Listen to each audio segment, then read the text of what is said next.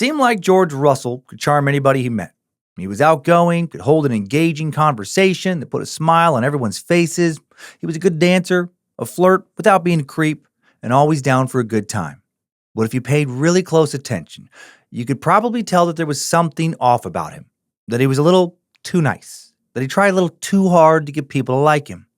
And when George drank too much or got angry, that charming mask sometimes slipped off, revealing the monster behind it. George Russell is the lesser-known serial killer who brutally killed his victims in 1990. He found his victims in the bars and nightclubs in the bougie Seattle suburb of Bellevue. After killing them, Russell would mutilate their bodies and commit acts of necrophilia, then shockingly pose the victims in bizarre positions to taunt investigators. The degradation and viciousness of his attacks suggested a deep hatred of women, which was accurate. As we'll see, Russell loved being around women until he felt that they had wronged him or disrespected him in some way. Then they became the target of his rage. As investigators found body after body, George continued going out to his favorite nightclubs, frequently portraying himself as an undercover police officer. He enjoyed talking about the murders and pointing out that the police were blind to the fact that the same man was involved in all three cases.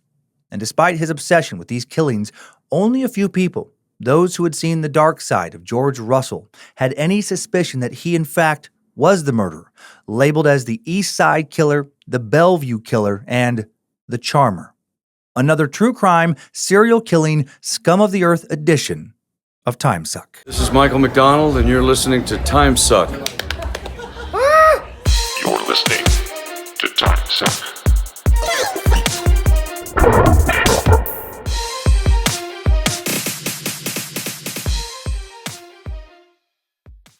Well, happy Monday. Welcome back to the Cult of the Curious. I'm Dan Cummins, the Master Sucker, elite Japanese translator, ancient Lemurian, modern Atlantean, and you are listening to Timesuck. Hail Nimrod, hail Lucifina, praise be to good boy Bojangles, and glory be to Triple M. Big show today.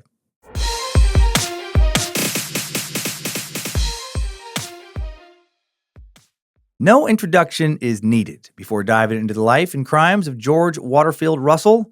In this week's big old timeline, we'll cover his early life, his lengthy criminal career that escalated from prowling to burglarizing homes to rape and murder, and learn how investigators slowly but surely put the pieces together that pointed to him as being the charmer. This episode is longer than a lot of our true crime episodes, thanks to a lot of strong source material. We're always at the mercy of how much investigative journalism has been done on any particular subject, and in this case, a lot of really good stuff was done. Excellent stuff. Hope you find this case as engrossing as I did. We get to learn a lot about this guy. Here we go.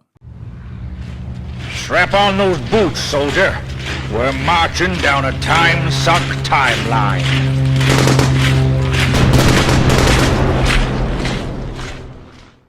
A quick note before we begin. Jack Olson, author of the definitive source on this guy, 1994's The Charmer, A Ladies' Man and His Victims, changed the following names for privacy reasons: Boris Brockett, Tom Hager, Laura Green, Tom Jones, Lynn Brown, Tammy Grace, and Susan Jetley.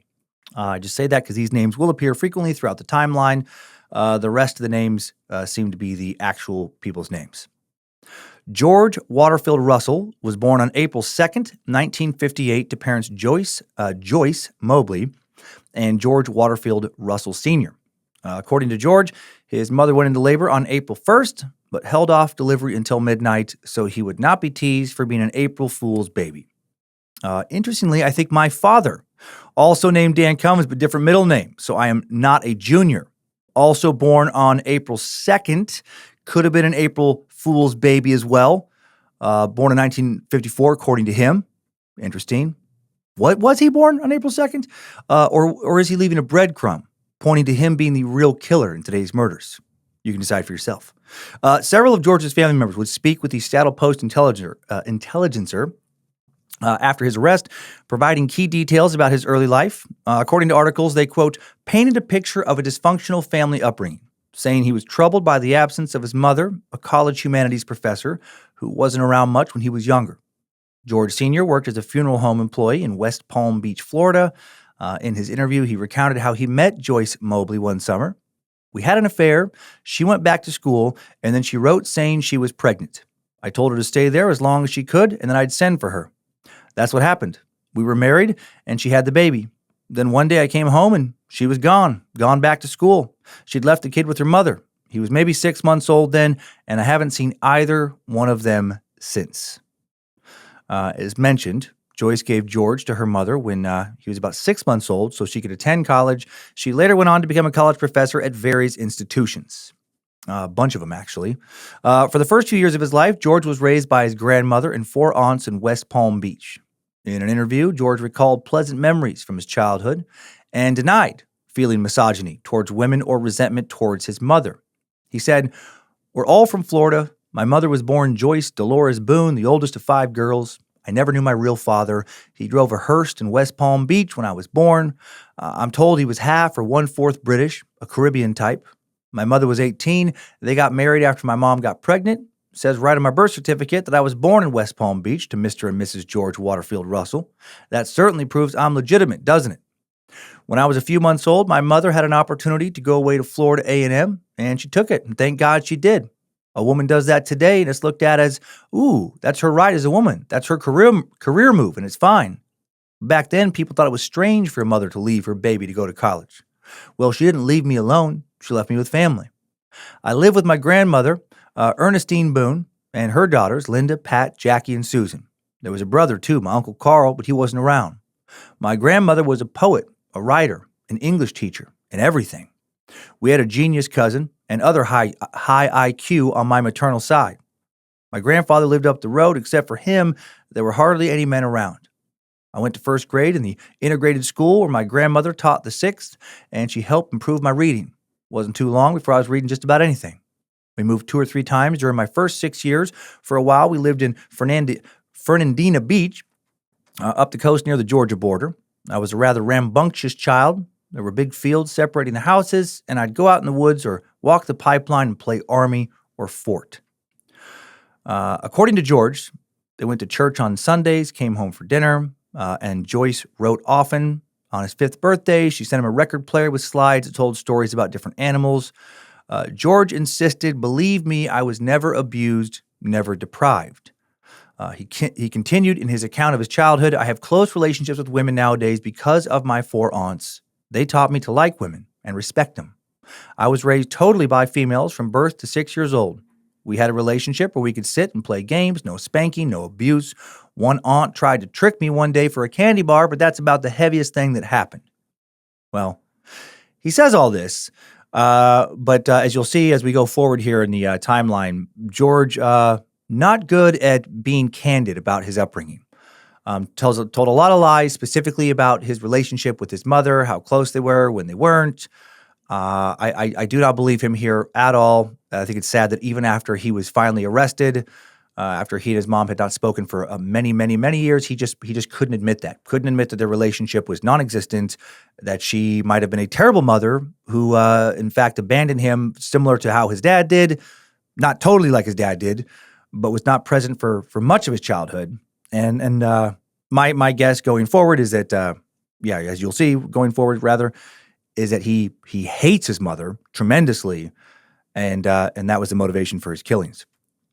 When George was 6 years old, his mother married Wanzel Mobley, a future dentist. Joyce had just finished her master's degree at UCLA. Joyce and Wanzel arrived in Florida, picked George up. Oh, and I should say her degrees and stuff, she would work in the English department and like the drama department. Very successful academic career she will have.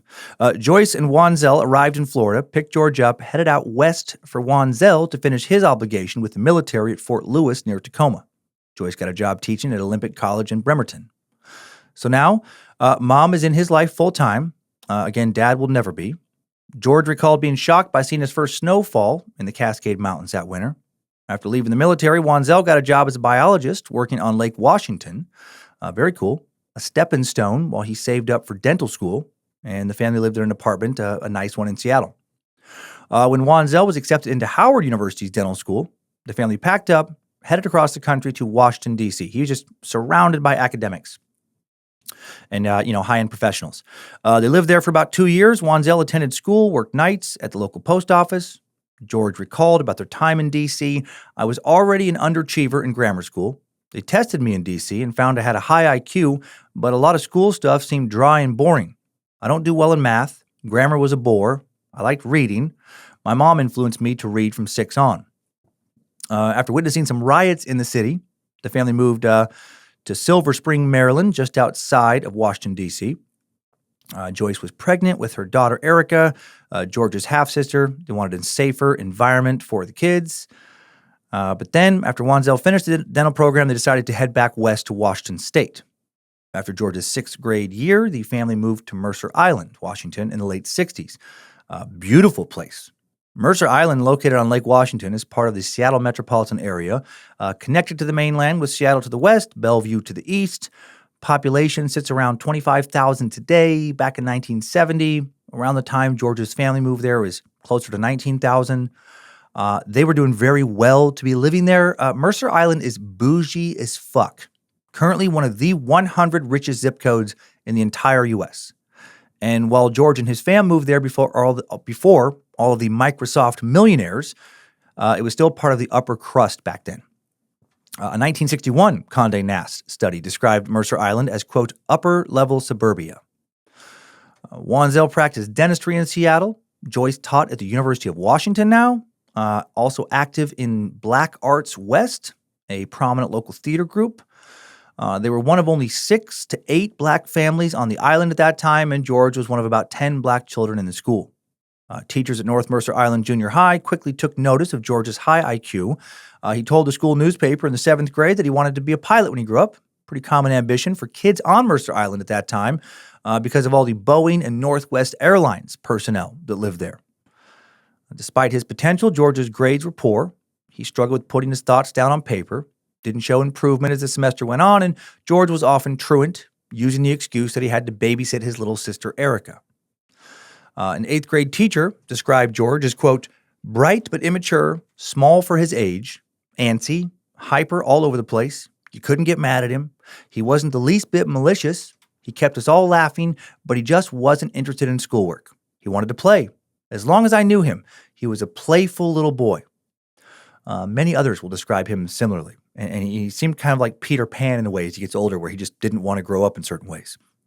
Boris Brockett, a childhood friend of George's, recalled, he was short like me. He had a big, round, bubbly face, big eyes, loud, infectious laugh. He's your best friend in a second. He emphasized that his name was George Russell Jr. I asked if he was related to Bill Russell, who was a really famous basketball player, already retired, I think, by this time. Well, definitely retired now. Maybe he was... Anyway, really famous basketball player. And he said he thought so. I got the idea he didn't want to get personal. And that'll be a big recurring theme. My mother took one look and said, watch out for that boy, he's trouble. But after she got to know George, she was totally charmed. He was polite, respectful. Even as a little kid, he had this uncanny ability to make you like him. After school, the boys always played at Boris's house, never George's. One day, however, George finally invited Boris over, and Boris recalled that George's house was a little small compared to his, didn't have a big yard, but George and Erica each had their own rooms, and there was a rec room with a pool table. During Boris's second visit, he met George's mother, Joyce, and described her as ominous. That's interesting. He said she was small like George, slender, short black hair, a nice face. She had a thin voice, not threatening or overbearing, sounded a little British. George said she taught school, English, drama, black history, stuff like that. Tell you one thing, she didn't make you feel overly welcome. Her look kept you quiet. George was kind of subdued around her, and so was I. She scared me. But don't forget, we were trying to slam dunk our socks in her living room. That's a funny note there at the end, but also an interesting, observance. Joyce in no descriptions of her seems to come across as warm and comforting or warm and friendly. When Boris asked George why his last name was Russell and his mother's was Mobley, he explained that his biological father lived on the East Coast. Boris tried to ask more questions, and George would not answer them. Then after that, George never invited Boris over again. However, the boys would remain friends throughout their school years. George once confided in Boris, quote, I only pay attention in classes I like. I don't need those goofy little art classes. I always feel like, let's speed this up. Despite his poor grades, George was a voracious reader, enjoyed sport and adventure books, comic books, and novels like Huckleberry Finn. If he wasn't reading or playing with his friends, he was often seen walking around the neighborhood with his beloved St. Bernard named Max. Soon, George will become a known figure to the local police, but not for crime. Not quite yet. A road called Mercer Way went past the Mobley household. It was a speeding hotspot, was regularly patrolled by the local police. Some officers noticed that George would watch them from some blackberry bushes at night, sometimes with his dog, other times alone. One rainy fall evening, George was walking alone when an officer pulled up, struck up a conversation with him, and then the next night, that same cop gave George a ride home, and George loved it. He seemed very drawn to the officers on the Mercer Island police force. Sergeant Glendon Booth later recalled, "The first time I saw Georgie, he was in trouble for some petty thing, maybe truancy, and the youth bureau had given him some work around the station. He was 13 or 14, a little bitty kid, well-dressed, frail, innocent, very likable. He could charm your socks off. He was the last kid on Mercer Island you'd expect to turn into our biggest nightmare." George, or Georgie as the officers called him, became a fixture at the police station. He visited a couple times a week, straightened up the station, wiped the blackboards, sharpened the pencils, took out the trash, whatever they needed doing. Actually, pretty adorable. The officers thought that giving George some responsibility could help him out, be good for his self-esteem, which seemed low. Booth said, "It was the first time we ever took to a kid like that, but there was just something different about him." Before long, George changed his career ambition to police officer. He loved the officers at that station, and they seemed to love him.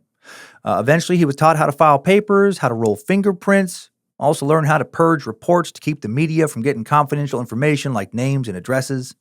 After a few months, he became a confidant of the officers. Patrolman Manny Rucker later recalled, "He listened to your troubles like you were the most important person in the world. You'd have to keep reminding yourself you were talking to a kid." But when the police officer tried to ask George questions about his life, he routinely dodged them and seemed uncomfortable. It was very clear he did not want to talk about his home life, and they eventually stopped asking. Little man had a lot of shame inside. So easy for shame to turn into bitterness, self-pity, and rage if you don't deal with it. Despite his friendship with the local police, George and his friends got into some trouble as kids. George and two other 7th graders once snuck into a waterfront home on the island. They made themselves some toast, then left without taking anything else. I'm sure the thrill of just getting in was all they were looking for. Soon afterwards, George's friend Boris and 2 other students stole some guitars from a store, hid them in George's fort out in the woods, which he shared with Boris. Oh man, the days of kids just left and right having forts in the woods. I had a friend with a fort. I had a couple friends with forts. I had a tree fort. Oh man, gotta have a fort. According to author Jack Olson, the kids of Mercer Island built forts out in the woods or in abandoned old logger shacks all the time. George's fort was in the woods above the Islander Tavern, hidden by some blackberry bushes, some vine maples, and other vegetation. And I bet a house worth north of $5 million, probably sitting where that fort is now. George was apparently not impressed by Boris's guitar haul. Boris quickly realized that stolen instruments would not be easy to get rid of. Then that evening, 2 juvenile officers came to Boris's house with the warrant for his arrest. He was given a stern lecture that scared him straight. Now, who had narked on him? George, of course. George had betrayed his best friend by reporting him to his buddies at the police force. And officers there were impressed by George's help with solving the theft in less than 24 hours. A few days later, George shared some info about some stolen bikes. And now he's becoming a reliable informant. Although George could charm anyone he talked to, he was drawn to younger kids. People started to notice around this time, and that's going to be a problem. One patrol officer theorized why that was when he was younger, saying he was always skinny, didn't reach 5 foot till high school, and I think he sort of felt intimidated by people his own age. He could be a big shot with the littler kids. He craved that attention, people looking up to him. It was something he didn't seem to be getting anywhere else. And this will be a character trait that'll stay with him. Dude loved to be the center of attention, the big man, buying drinks, that sort of thing, bragging about some made-up career. Loved the attention that came with that. Very important to him. By his mid-teens, George had established himself as a popular student with dozens of friends, but those friendships were shallow. A lot of them were with younger kids, and almost no one of any age was ever invited over to his house. Every now and then there'd be signs of trouble at home, but George insisted consistently that he was happy. Said he loved babysitting Erica, his little sister, half-sister technically, loved playing board games with his family and walking his dog Max. Meanwhile, George and his friends continued causing a bit of mischief on and off the island. The problem, they say, was that there wasn't much to do on Mercer Island to keep kids out of trouble. There were a few fast food restaurants, a convenience store, video arcade, bowling alley, shopping area, but all of those things closed early. Most of the teens hung out in the woods at night. Classmate Michael A. O'Hara recalled, most Mercer kids were bored shitless. At night, our parents warned, don't go off the island. We felt trapped. There was a whole different world across the bridges, west to Seattle, east to Bellevue, but we had to stay on an insulated island 6 miles long. We ended up making Mercer Island mischief. Dope was big, so was vandalism. For kicks, we'd drop a cherry bomb in the park toilet, or egg houses, or deface lawns. We used to pull up the junior high principal's primroses and dump them at the school. We siphoned gas so we could drag. Anything that wasn't bolted down was a target. We had keggers in the woods, crazy drunken kids whooping and hollering until the cops broke it up. Sounds pretty fucking awesome, actually. In May of 1973, shortly after George turned 15, he and 2 classmates disappeared from school, and they were soon arrested in the little less than 2,000-person town at the time of Cle Elum, still a pretty small town, not much bigger than that, about 50 miles east. One of the Mercer Island officers who picked them up recalled they told the local deputy they were on a ski trip from North Mercer Junior High, said they didn't know how to ski, so they wandered into Cle Elum to look around. It was a good story. The deputy asked for their phone numbers, and George and one kid gave their right numbers because they knew nobody was home. George had prepped the third kid with the number of a phone booth, but the kid panicked and gave his home number instead, so they got caught. But it was all planned out like the Brinks robbery, and most of the thinking was done by George. George was asked why he wanted to run away, and if he was mistreated at home, he replied that he had wonderful parents. When pushed for answers, he said, "We heard you guys were trying to frame us for a burglary." Random. Officers were puzzled, but would later realize this was the start of a pattern. George would never accept responsibility for his actions, even if he was caught doing something minor, like truancy. His first instinct was always to lie. A few months later, George planned another adventure. As recounted by one of his friends who was involved, who was not named in Olson's book. Me and George and another guy liked guns, so we all got scrubbed up and took a bus to the gun exchange in Seattle. Then he led us to a porno movie house called the Green Parrot. There, they climbed up an alley fire escape, snuck in through the ceiling that led to the men's bathroom. Boys watched a pornographic movie featuring a hillbilly family and some short porn about pizza delivery, of course, which they found hilarious. They laughed so hard, they got caught and had to run. But then George returned a couple days later with another kid from Mercer Island. And of course he did. Free porn? Back before the internet? About 90% of other junior high boys would probably do the same thing. Once again, they snuck to the roof. There was a man standing in one of the stalls. They waited for him to leave, but then another dude came in and they started to fuck. Everybody then fled when George's friend's hair comb fell out and alerted the 2 guys to their presence. George never explained how he found out about the Green Parrot. I'm guessing he just heard some kid at school talking about it. George entered high school in September of 1973. He was one of the smallest boys in the class in the entire school. Because of his size, and also, I guess, because of his agility, he was nicknamed the Fly. Not the ideal nickname you hope for as a freshman boy. He was also called Chicken George and the Mouth. Also not great because he talked a lot and claimed too many fouls when playing sports, I guess. Some new friends also noticed that he never seemed to admire any black athletes, just white ones. And if anyone referred to his race, he immediately got angry. Sergeant Glendon Booth recalled, as a kid, George never wanted to be referred to as black. You could get him hackled up real quick. Interesting, right? Some self-hate, maybe? Did he wish he were white? Why did he hate himself if he did? Why did he hate being black if he did? What's he internalizing there? George enjoyed chess, backgammon, checkers, and poker, but complained he had to play beneath his skill level because no one could match him. Get the fuck out of here. That's a cringy thing to say. That's not a likable thing to say, or probably true. He traded cards, stamps, coins, often getting the worst end of the deal, he said, so he could ingratiate himself with his peers. George also had a bunch of crushes, but was often rejected. He made literal lists of girls he was attracted to, but was too scared to approach. His close friend Tom Hager recalled about George at this time, he was so bright, so entertaining. He had an incredible memory. He wanted to be a writer and kept an ongoing list of our dead schoolmates. He'd sit in his room and write out their stories. Good stuff, publishable. He had stacks of yachting magazines. how to find the right sailboat, how to make your own, how to rig for storms and hurricanes. He had stuff on motorcycles and guns. We read spy magazines, went to spy movies. Kind of glossed over the dead classmates part there. That's a little morbid. Although George was popular, many other white students still excluded him from certain things.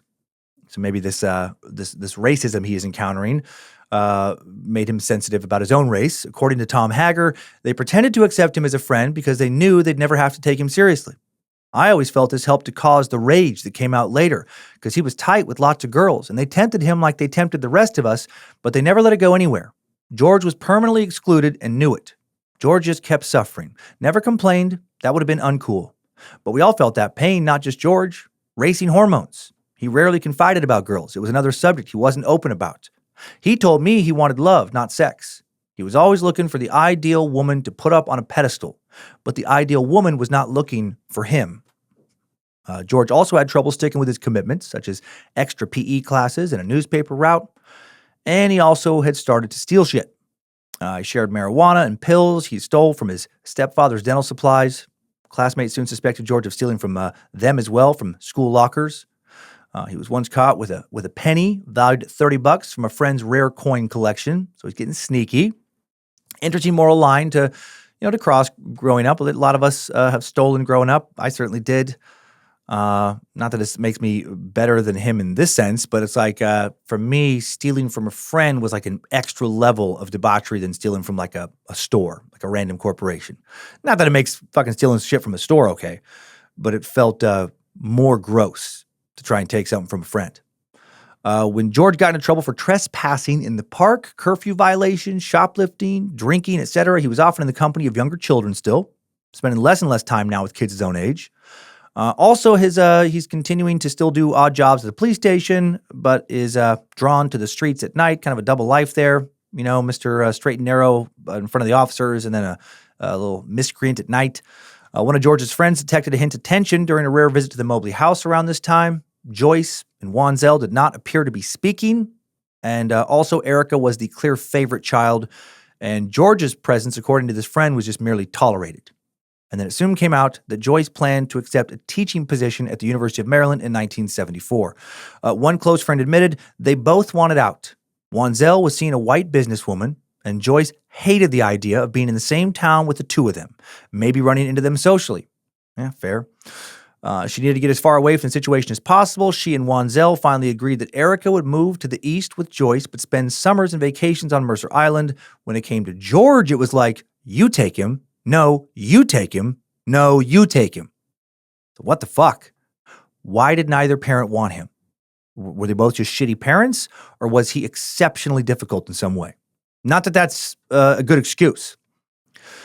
Wanzel ended up keeping custody of 16-year-old George, his stepson.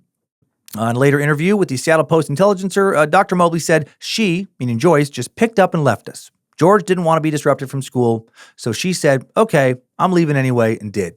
She took Erica, our daughter, who was then 6, and just left, never choosing to come back and pick George up. So interesting about Mom. We're going to learn a little about her in this timeline. I wish we could learn more because I just don't know what her fucking deal is with George. Court records showed that Wanzel and Joyce had been having some financial problems before she bounced. After separating, Joyce spent years fighting Wanzel over some property rights to their home. The court records also indicated that Wanzel had never married Joyce. He was instead still legally married to Quintlin M. Mobley, the mother of his 3 children in Florida.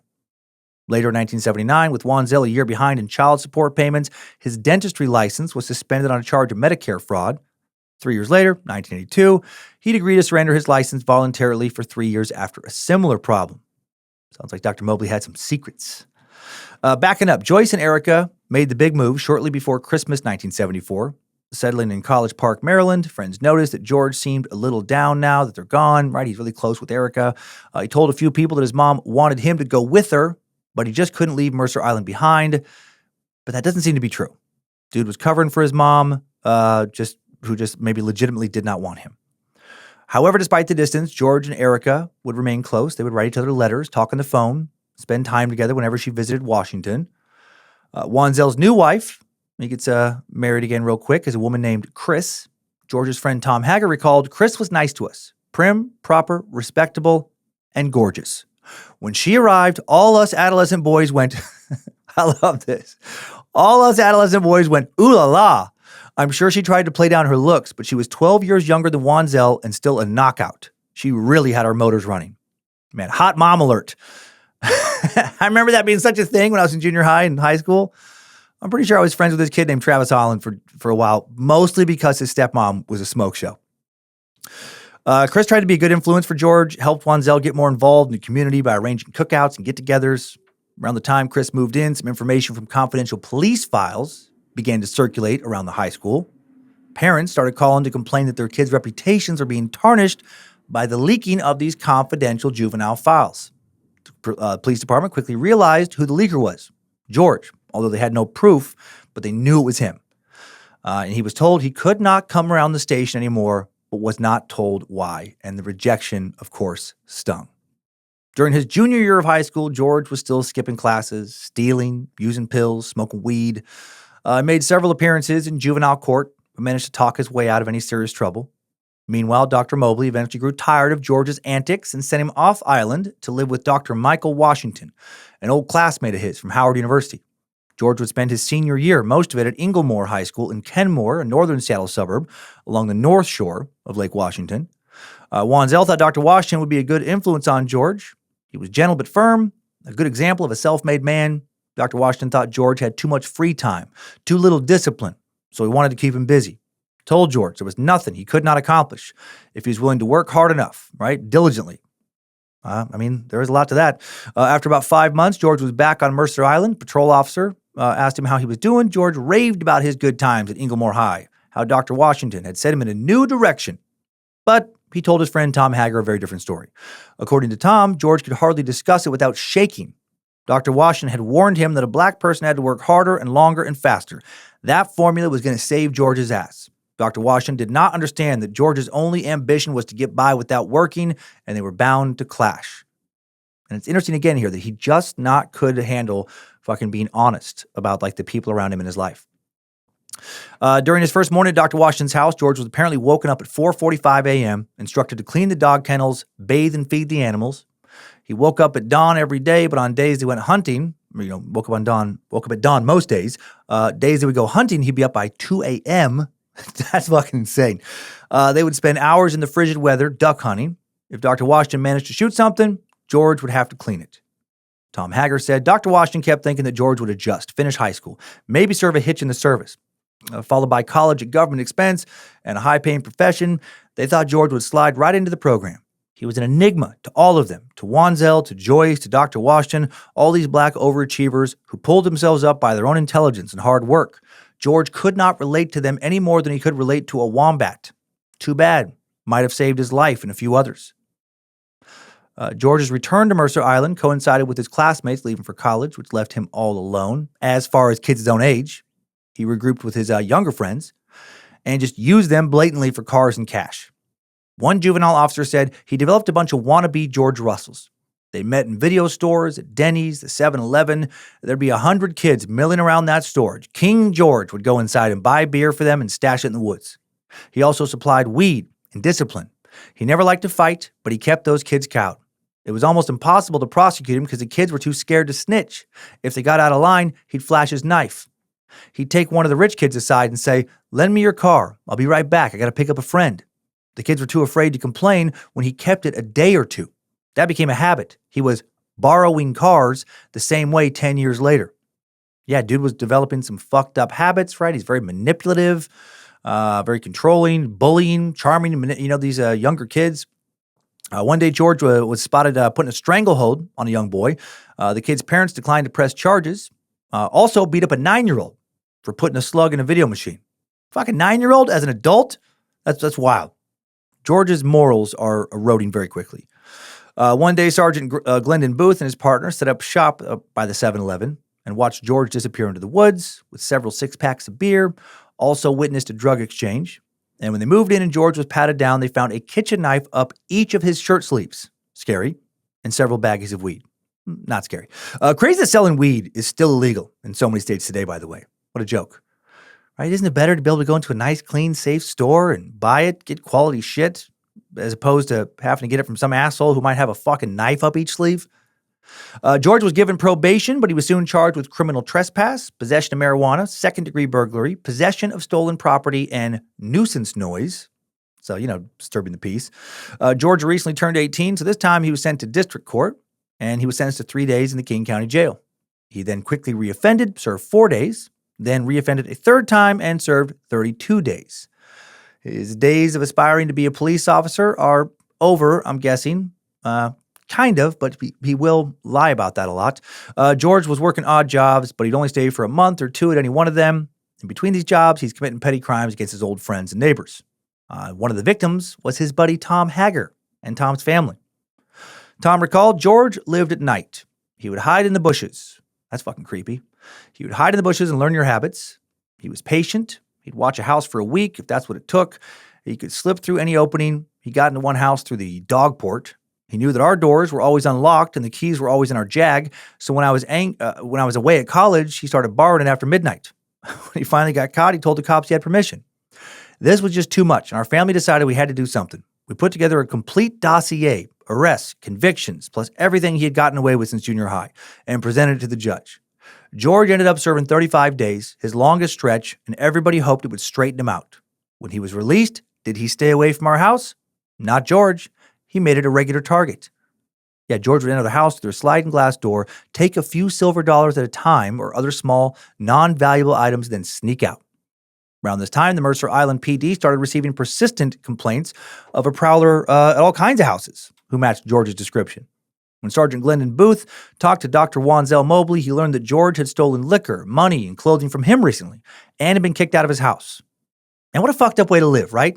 How is causing all of that turmoil better than just getting a regular fucking job and having a steady paycheck? I guess he just liked the thrill.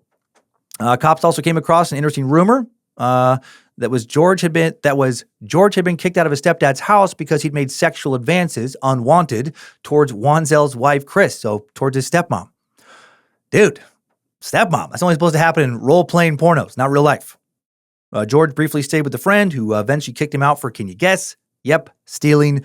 Then there were reports that George was sleeping in abandoned houses under neighbors' homes, laying on the grass in yards, or in his old fort out in the woods. Also allegedly slept in people's homes while they were off island. George was charged after being caught in one of these homes, but was acquitted of criminal trespass. Sergeant Glendon Booth was one of the first to realize the full extent of George's nighttime activities and what they might mean for his future, and he said, George would try every car door he passed, looking for change, cigarettes, cassette tapes, small stuff. Then he'd sell or trade it. He'd go to parties. He'd leave with a ring or a watch. Mostly he operated in the north end of the island, where he was raised. I bet he stole 100 bikes on Mercer Island, mostly from boys that thought he was their friend. At heart, he was still a kid looking for excitement. Folks would go on vacation. He'd open up their garage, roll out their BMW, and ride around. Then he moved up to gutsier stuff. He'd lift somebody's wallet, and if he got caught, he'd smile and say, I was just teaching him a lesson. Everything was a game. He'd meet some rich family and cultivate them till he learned where they hid their keys. Then they got burgled. Long after they knew he was stealing them blind, some of his neighbors couldn't bring themselves to turn him in.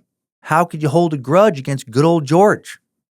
Wow, dude, just teaching himself to become a better and better manipulator, just destroying his character, just whittling away his conscience in the process.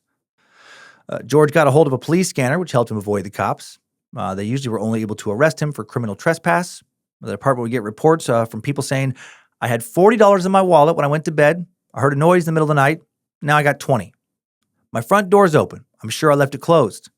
The police knew it was George, who was known to take just small items and leave valuables behind, but they had a hell of a time catching him.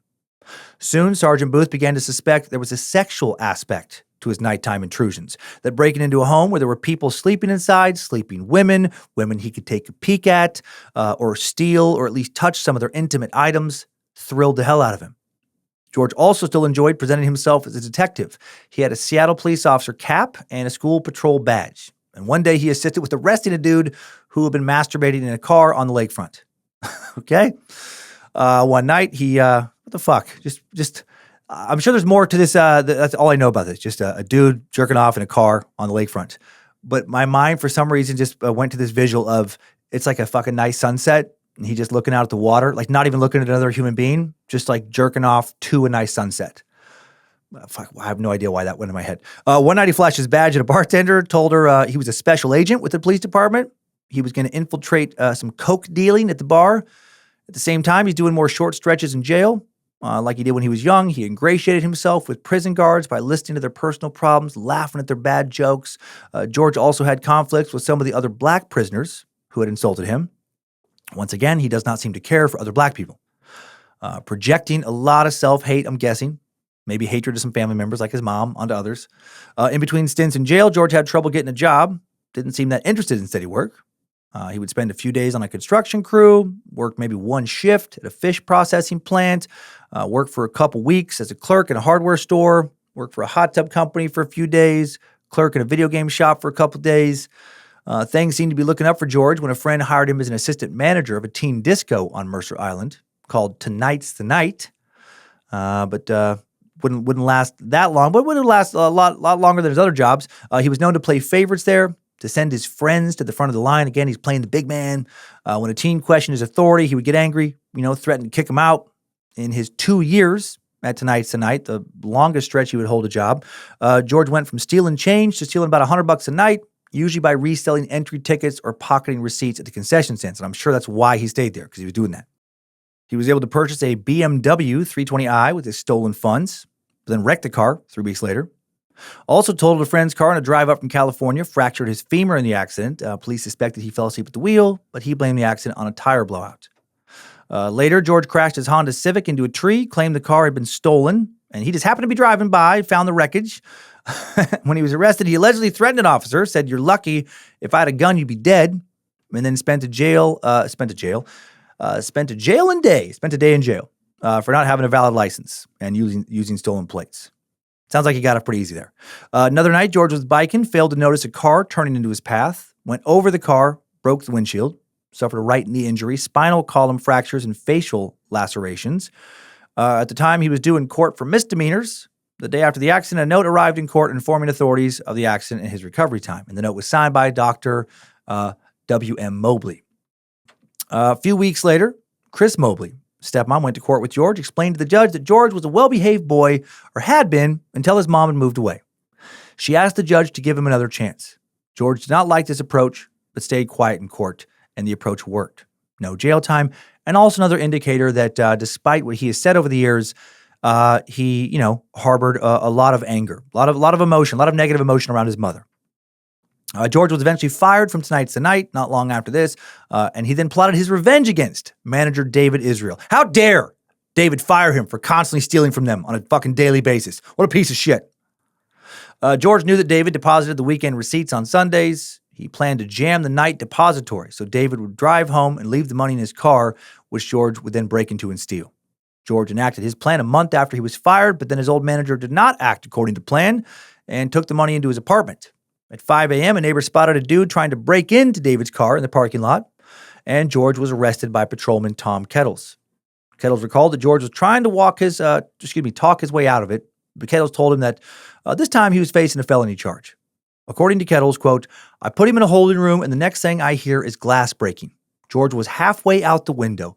He'd reached under the toggles and removed the heavy wire mesh and broke the plate glass with a phone book. I just missed grabbing his foot. The hole he went through was barely big enough for a rabbit. We followed the blood to the apartment house next door, then up the stairs, then back down. Then we lost him in the weeds. Dogs were no help. George was gone." Informants reported that George was hiding in a boat, under someone's house, or in a cave. The police knew he couldn't have gone far because of his injuries from the car accident. Still, George managed to evade a foot chase twice and disappeared into the woods with a helicopter circling overhead, and a canine unit lost him 3 separate times. Damn. By the time the $500 reward was posted, pretty much the entire island was looking for George. He was on the run for 2 weeks before police received a tip that he was hiding with a friend on the north end of the island, and Officer Kettles started watching that address every night. He finally caught George walking behind some bushes in West Mercer, managed to catch him unaware, and arrest him before he ran off. And then George was charged with escape, his first felony conviction, and he would serve 10 months in county jail. The fuck was he thinking, not leaving the island during this manhunt? Wasn't as smart as he thought he was. By his mid-20s, George is still living on Mercer Island, bouncing from place to place, avoiding steady work, causing problems with his family when he sees them. He kept his friend group separate, so only the police knew the full extent of his record. One old friend said George didn't confide. He only seemed to. There were people he would steal from, and some he wouldn't go near. There were girls he wouldn't try to put his arm around, others he tried to screw. He was a street psychologist. He knew who he could push and who not. George would convince his parents to let him back into the house at some point, only to get kicked out again for either stealing or making inappropriate remarks towards his stepmom, Chris. By this time, Chris and Wanzel had a son named Dyron, who was gifted and athletic. Despite having no blood relation, George and Dyron would develop a brotherly bond. Around this time, George lost his beloved St. Bernard Max. Max had knocked a young boy off his bike and bit him in the face. Then, after an insurance settlement, he disappeared.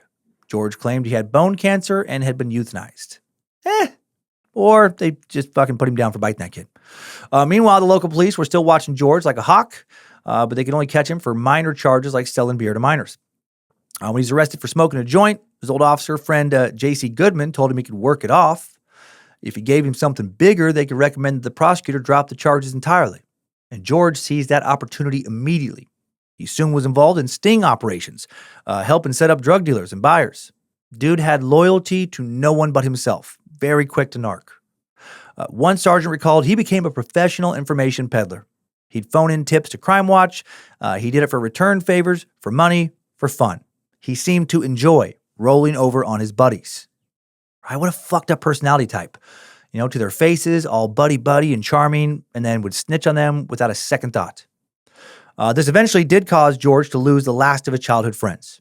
And now he spent even more time hanging out with underage people, fucking children, and soon is showing sexual interest in underage girls. Here we go. His descent into immorality continues. One of these girls, sometime around 1986 or 1987, when George was 28 or 29 years old, was 14-year-old Laura Green. Dude's damn near 30, chasing a 14-year-old. Fucking drown him. Laura was a hardworking girl who was babysitting and saving her money for college. She did an in-depth interview with author Jack Olson about how her relationship with George started. Laura said, "I still don't know how it happened. I didn't have an erotic need for an older man. I wasn't a victim of an unhappy childhood or bad parenting. When I was little, I dreamed I'd be a teacher, or I'd grow up and marry a gorgeous guy and live on a houseboat in Florida." I love that. That's a very specific dream. All right, when I get older, I'm going to fucking marry a gorgeous guy, and we're going to have a houseboat that we're going to live on in Florida. She said, or I'd own a store or a restaurant, normal dreams. Laura considered herself a normal teenager with average experiences. She had tried smoking pot twice, but didn't like it. She had tried heavy petting, but not sex. A few months after she turned 14, in the summer between 9th and 10th grade, she was hanging out with her best friend V, smoking behind a dumpster, when a man walked past and stopped. He talked to V, didn't even look at Laura. Laura recalled he was good looking, slender, not tall, talked fast, laughed a lot, looked like he was about 20. Yeah, George did look very young for his age. I thought that he was probably, his nails were real long. I thought that was probably for cocaine, I figured. That's his business. Laura spent a week at a Christian camp that summer. When she returned, she continued hanging out with her friends. She still smoked, but didn't drink or, quote, fool around. One night after camp, Laura and some other friends were hanging out at V's house. V's parents were not strict, so it was the perfect place for the girls to hang out. And George showed up with some beer. Why the fuck are V's parents letting George even get in the house? What the fuck? Almost 30-year-old dude shows up to a party with 14-year-olds? I would love to live in a world where every version of that guy is consistently drowned in a toilet. Laura said, as the night went on, you could see that we were giving him something he needed. Made him feel good, laughed at his jokes, hung on his words. We thought he was cool. He seemed totally comfortable in the company of 4 girls. That's not a good thing. Talking about ourselves and our friends. He gave the impression that he totally cared. He'd ask questions to draw you out. I thought he was just about the most interesting man I'd ever met. I never stopped to think, why is this guy hanging around kids? Yeah, exactly. But as a kid, you don't always think of that stuff. The girls started seeing George a lot around the island. He always had money. He'd buy him treats like donuts. George often paid with a $100 bill, leading Laura to suspect he was a drug dealer. George could tell the girls were nervous and told them not to jump to conclusions. He claimed he had the money saved up from his former job at Tonight's the Night. When Laura was at V's house for a sleepover, It was normal for George to show up around midnight. What the fuck? Again, why is he being let in this house? I hate these people. One night, Laura was laying on V's bed smoking. George told her he would never go out with a girl who smoked. And by this point, Laura was developing a crush on George, so she put out her cigarette to impress him. George seemed pleased. Of course he is. He's fucking controlling her. He seemed pleased when she told him that she'd quit smoking the next time she saw him. A few nights after that, the girls asked George if he did drugs. He told them that one night he was high on coke and he broke a mirror and saw the devil's leg in the reflection behind him. After that, he said he dumped all his drugs. Man, if that's true, he must have been doing a lot of cocaine fucking frequently. I snort a lot more cocaine than I ever have. I've never seen shit on coke, let alone fucking the devil's leg. During another sleepover, V started asking questions about sex. George answered, "Nature turns me on." When you fucking read that in a romance novel? He seemed uncomfortable when Laura started asking questions, which made him more endearing to her, like asking questions about sex. He's grooming her. One morning after a sleepover, George took the girls to Pike Place Market in Seattle. I fucking love Pike Place Market. Laura became jealous when her friend V started flirting with George, and she eventually told him how she felt. A couple nights later, after V fell asleep, George talked to Laura about God and how he thought it was great that she didn't drink or use drugs and quit smoking for him. They hugged and they kissed, and then George showed her where he wanted her hand. She didn't exactly say where that was, but I think we all know, right? Deep inside his butthole, to the wrist, third base, right? That's normal. That's what third base is, right? Up the butthole to the wrist, isn't it? Someone agree with me. She didn't think this was against her religious values because George was also religious. George eventually took, sorry, I'm a fucking idiot. I just started making that up and I'm like, imagine if you did think that. I don't even know if people talk about bases anymore. They did when I was a kid. They probably don't now. I think, what was it? It was like first base was kissing. Second base was boobs. Second base was like boobs. Third base was like, oh God, it's such a creepy term, but like fingering, right? Putting your hand on the vagina. And then fourth, like home run was sex. Maybe third base was a blowjob. Now I can't remember the bases, but I just love the idea of thinking that third base is, well, it's first base is kissing and second base is boobs and third base is, they'd fucking jam their hand up your ass to the wrist. I'll stop. George eventually took Laura into the laundry room of the house and asked if he could, quote, go down on her. And then they had sex for the first time at a party shortly after that. The next night, George came over to Laura's house after her parents fell asleep. They developed a system where she would hang a blouse in the window to signal him to stay away. If all was clear, George would tap on the window, shine his pen light into her room. A week after they had sex, George asked to perform oral sex on Laura again, and now shit changed. And he forced her to perform oral sex on him. She recalled about the assault. "I mean, I didn't have any choice. He acted kind of loving about it till I resisted. Then he turned a little mean. After that, he made me do it every time. It didn't seem like he really cared how I felt. He'd go down on me till it hurt, like it was for his pleasure, not mine. I'd yell, 'Stop.' He'd pull away, and he'd drag me back. He was rough, but not really abusive. I loved him, but if he had been cruel, I would have stopped then and there." Well, sounds like he was cruel, but she's just very young. Laura's older sister knew what was going on between them, but Laura made her promise not to tell their parents. Sometimes George would not show up for a week. When he would return, he would tell Laura he was working as a narcotics officer. He was always secretive about his family, wouldn't even tell her his middle name. He eventually admitted it was Waterfield. Also told Laura that his birthday was April 2nd, but wouldn't tell her what year he was born. Claimed he knew nothing about his biological father and that Dr. Mobley was the only father he had ever known. His mysteriousness only made him more interesting and alluring to Laura. One day at a concert in Seattle, Laura's friends informed her that George was a burglar and was 28 years old. She was shocked because she said she did not know that side of him. When Laura confronted George about the accusations, he joked, "I'm thousands of years old. I'm an angel of God." And then said he was younger than 28. Okay. Shortly before school started, Laura's parents caught her in a lie about where she was spending the night, her mother, and then enrolled her in a private school. Now, George disappeared for a little bit. But then, one day, George called Laura from the King County Jail. He explained that he'd been charged with stealing a TV and some lottery tickets. Oh, and selling beer to minors. But he had an explanation for every charge. Somebody else stole the TV. He just got caught with it. He took the tickets by mistake, and he returned them all. And he always bought beer for kids because he was their buddy. Not creepy at all. He asked Laura to put up $200 of his $300 bail, and she did, and then he did pay her back in a week. 2 months after she started school, George wrote to her saying he was spending 30 days in jail on some fake charges, then wrote that he might have to spend longer than 30 days, because of some bullshit. A few months later, Laura missed her period. had a positive pregnancy test. She and George agreed, he's back out. It was totally ridiculous to have the child. Laura was unsure what to do. She was too young to drive, didn't want her parents to find out. She had her best friend drive her to Planned Parenthood. Counselor told her she had to tell her mom before she could have an abortion. Laura said she didn't want to do that. They refused to provide, refused to provide her father's name. The counselor did not push further, but said she was required to ask. 4 days before she turned 15, Laura's older sister and her boyfriend picked her up at school, drove her to a different abortion clinic outside Seattle. Laura lied there, said she was 16, so she would not need parental consent. The procedure was painful, she said, but she was relieved when it was over. George was supportive on the phone, but avoided talking about the pregnancy in letters as if he didn't want a written admission that he was the father, which would also be admitting to statutory rape. He wrote about it in depth for the first and only time 3 months later, writing, "The mistake I apologize for the most was my inability to provide the proper safeguards that would have prevented the situation that occurred a couple of months ago. I am very, very sorry to have put you through that, and without me being by your side, no less. I pray you will forgive me. That was my fault." Oh, he's going to pray. That's nice. He also paid Laura back for the cost of the abortion.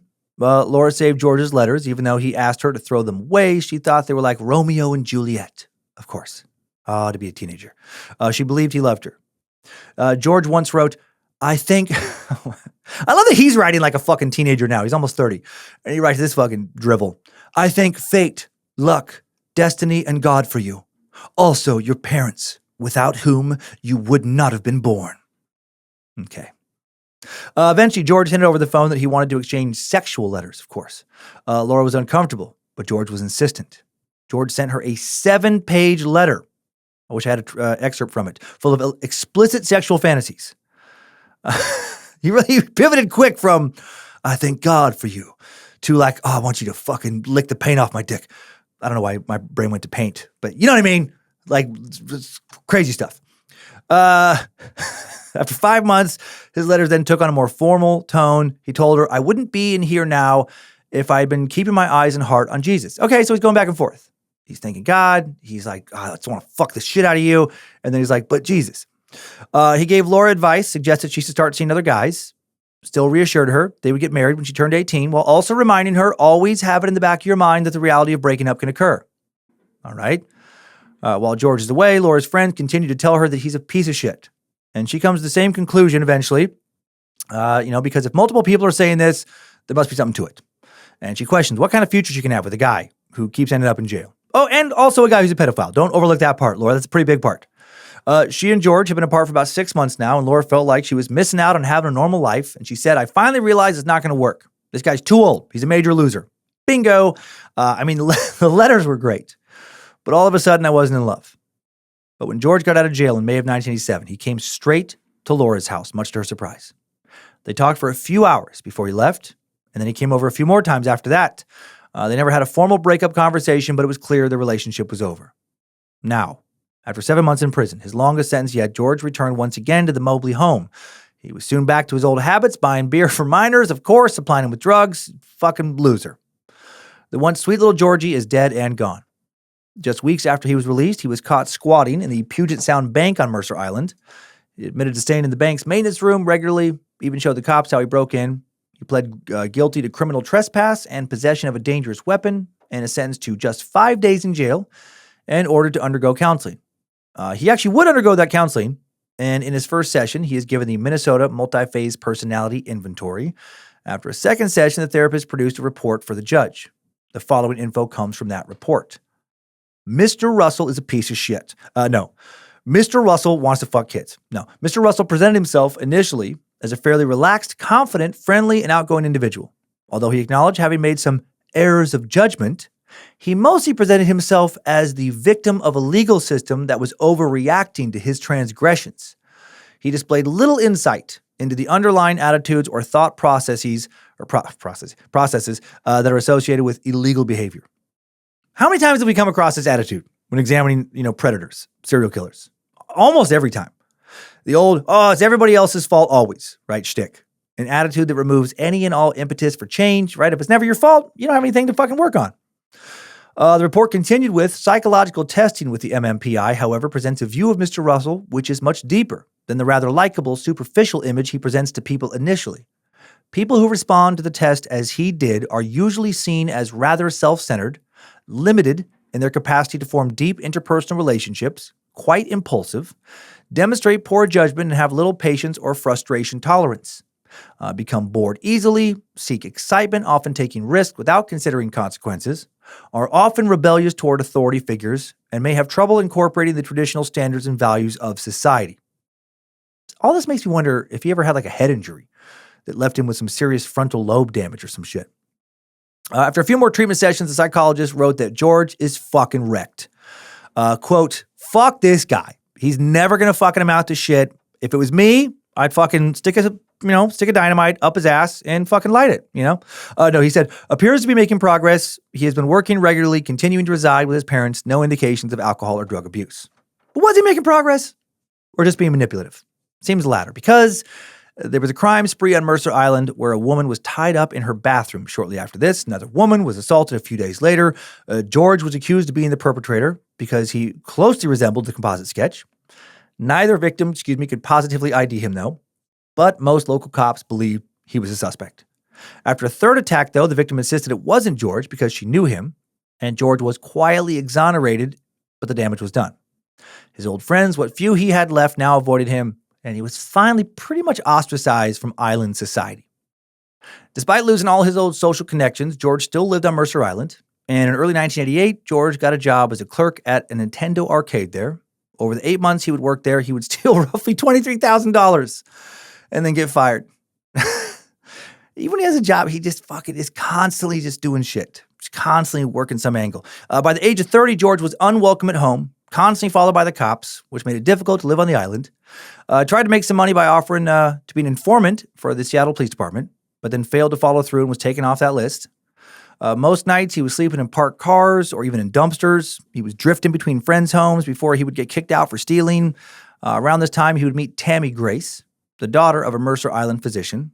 Tammy was dating a dude named Mike Weisenberg, who went by the nickname of Georgia Mike because he came from Georgia. Adds up. One night, Mike introduced Tammy to George. Tammy thought he seemed like a nice guy, and eventually George started coming to some of the parties Tammy hosted with a roommate. On her 21st birthday, of course, they're a lot younger than him, on September 6, 1989, George took Tammy out dancing at a Bellevue club called the Black Angus. Not sure if fucking Georgia Mike knew about that or not. That night, Georgia told her that he was an undercover detective, which of course he isn't. A couple weeks later, Georgia called her from the King County Jail asking for help.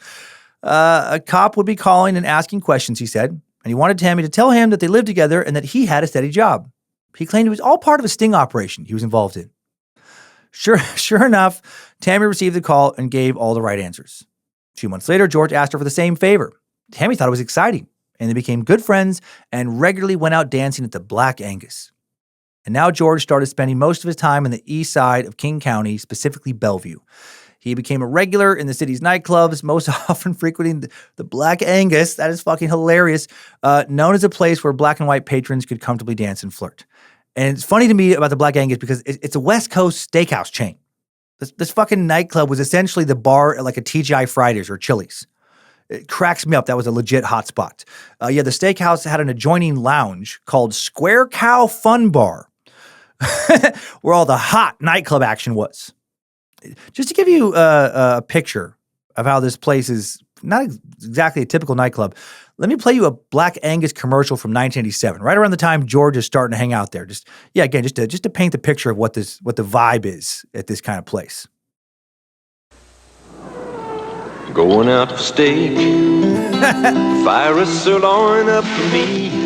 'Cause I don't care much for sushi and I starve on French cuisine. I'm thinking of a top sirloin dinner at Black Angus with homemade soup or fresh salad and a baked potato, all under $7. But don't count parsley as a side dish, give me all night a la carte.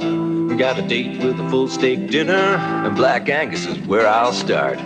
Black Angus is where I'll start. I'll eat none of that parsley. I just want to dance my little booty off at the Black Angus nightclub. That's a fucking lame ass nightclub. It's like a fucking Texas Roadhouse. Like just if they had like a little bit of room for you to dance. Okay, so George he enjoyed flirting, buying women drinks to show off his money at Black Angus. which also allowed him to make vague comments about being an undercover cop because he's keeping up with that weird shit. In the summer of 1989, George met a woman named Mindy Charlie at Black Angus. Everybody fucking meets everybody at Black Angus. Mindy was a kind and hardworking woman who always seemed unlucky in love. At the age of 17, she'd married her high school sweetheart. They'd started a house cleaning business together. It was hard work, but Mindy was happy. She ended up taking sign language classes at Bellevue Community College, prepared to enroll at the University of Washington's speech pathology program. Very cool. But then her husband moved away without warning. Mindy had been divorced for about a year when she started seeing an Army vet named Chris. Chris struggled with alcoholism, was extremely jealous and possessive, always needed to borrow money, which set Mindy back financially. On Christmas Eve, 1988, this pathetic stereotype of a dude came home drunk, got into an argument with Mindy that quickly escalated into a fight, and then he punched her in the head and kicked the fucking Christmas tree across the room, right? Merry Christmas! Then after that, Mindy gave him enough of her money to get a bus ticket to Hollywood, where he hoped to pursue acting. And he took off. Her relationship with Chris left her $5,000 in debt. But hey, you know what? I guess it was all worth it because now Chris Pratt is a big star. Oh, how nice for Chris Pratt. Sorry, I doubt it was Chris Pratt. He was 9 years old in 1988. So, I mean, she was probably talking about Christopher fucking Walken, that piece of shit. Hey, I'm Christopher Walken. I like to punch women in the head and kick the Christmas trees and take the bus money to Hollywood from them. Actually, Walken was already a star. At this time, The Deer Hunter had come out like a decade earlier. He'd starred in The Dead Zone, a bunch of other movies. It must have been Chris Kattan from Saturday Night Live. Fucking that tiny little Corky Romano piece of shit. He was 19 then. Unfucking real. There's not more press about this out there. And by more, I mean any at all. Anyway, after the breakup, probably was Chris Kattan, but I can't prove it. Mindy focused on paying off the debt and rebuilding her life. 8 months later, in June of 1989, Mindy decided she deserved a night out. She and a friend went to, where else? The Black Angus Steakhouse, the coolest fucking chain steakhouse and club in town. And there he spotted a man reading a newspaper. She spotted a man reading a newspaper at the club at night like a douchebag, which she thought was highly unusual because it is. Man, a guy who reads the newspaper or like fucking Shakespeare, some classic literature at a club, he's not mysterious or cool. He's a fucking dork. He's a fucking pretender. Read that shit at home over breakfast or at a diner if you have to read it out somewhere like a normal person, you fucking weirdo. She kept an eye on this guy, was impressed when he got up to dance for a few minutes. He's a good dancer. She decided to approach him, right? He can read and he can dance well. Fucking what's not to like? And the conversation flowed easily. He introduced himself as George Russell, invited Mindy and her friend to his table, where they talked about deep subjects like politics, religion, race. They spent the entire night together. They went to breakfast at the nearby Denny's. Oh, I do love a late night fucking Denny's breakfast. Mindy did not go home until 4:30, and then they exchanged numbers before parting ways. Mindy called him later that morning. George mentioned that he was renting an apartment in Kirkland, and that he was looking out the window for the cops because they came by a few days earlier and took his notebooks. She asked why. George told her that he wrote down things in code so the cops would never understand his notes. He hinted he was part of an important ongoing investigation. Yes, he's very important, Mindy. Come on. He's an important guy. He has to fucking catch up on the news at Black Angus at night. Mindy thought this was odd. It did set off some alarm bells, but she ignored them, and they scheduled a date for the movie the next day. But before then, they snuck in another date. Mindy picked George up, took him to an abandoned golf course. That was her secret haven, which actually is very sweet. George was wearing a Seattle PD cap, had his police scanner with him. When she asked about the police scanner, he said he couldn't tell her why he had it. It was part of some undercover work. After the movie date, the following evening, they went back to the Black Angus, of course. And then George spent the night in Mindy's bed, but was a perfect gentleman, did not try to have sex with her. Mindy had to work the next morning. Then to her shock, when she came home from work, George sitting in her living room with her ex, Chris. Fucking Chris Kattan, that parasite. He's back. I, of course, have no idea who this Chris is. This Chris had returned from Hollywood to try to get her back, so clearly the acting didn't work out. But although he was a jealous man, he was laughing with George like they were old buddies. And now Chris does not get her back, but George becomes Mindy's new roommate. He moved in with his sparse belongings and his calico cat named Sasha. Mindy was fine with this arrangement, but she did think his hours were unusual. When she got home from work in the afternoon, George was often sleeping or reading. Then he left the apartment every night around 11 p.m., returned between 4:30 and 5 a.m. to cook breakfast. He was a pretty dreamy roommate at first. He cooked, he paid his share of the rent and some of the bills. He even sometimes left a couple $100 for Mindy to spend how she liked. And Mindy quickly fell in love with him. She wanted to know more about George, but he would always brush off her questions whenever she asked. He did tell her, though, that his real father had left before he was a year old, and that he moved back and forth between his grandma and his aunt's homes in Florida after his mom went to college. That his mom didn't send for him until she got married when he was 6. He also boasted about his mom, about her various professor positions. Eventually, George took Mindy to meet his family, Dr. Mobley and Chris. They seemed warm. George spoke warmly of his little sister, Erica, who was now attending Yale. Whenever Erica came over to visit, George would borrow Mindy's car to take his little sister out.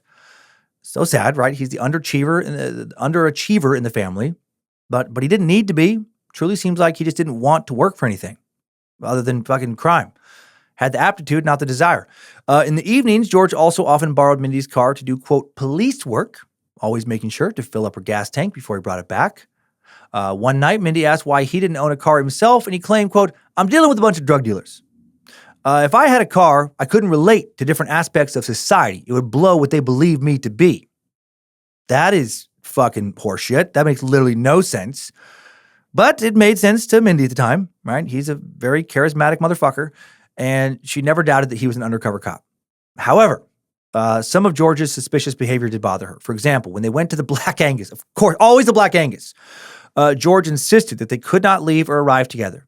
She had to drop him off at the bus stop because that was his favorite way to travel. Right? He never explained why they couldn't be seen on a date. Right? And this is so absurd. That alone, literally just that, truly a reason to break it off with somebody immediately. Fuck that. Somebody can't show up to a place with you? Fuck them. Right? You don't have to tolerate unexplained behavior like that. George would also leave in one set of clothes but come home in another. Then things drastically changed after less than 2 months together. George just suddenly stopped cooking, stopped cleaning, became cold and aloof. Also, weird shit started to appear in the apartment without explanation, like a turquoise bracelet, a ring, bullets, more jewelry. George claimed it was all police evidence. Totally. Because, they don't bag and inventory that stuff. They just let officers bring it home. According to Mindy, pretty soon our main contact was the cold little instructions I would find when I got to go to work. Mindy, will you fix this shirt? Wake me up at 5 p.m. if I'm not up. He never signed his notes love. He seldom said please. Whenever I wrote a response, she said I went out of my way to say I love you. He didn't reciprocate. Somehow I had gone from lover to housekeeper. George would also give Mindy the silent treatment when he was angry with her, which deeply hurt her. Right? This sometimes lasted for days. He's fucking punishing Mindy instead of his mom. He gets too close to somebody, he's got to push him away before they fucking leave him, I guess, in his mind or something.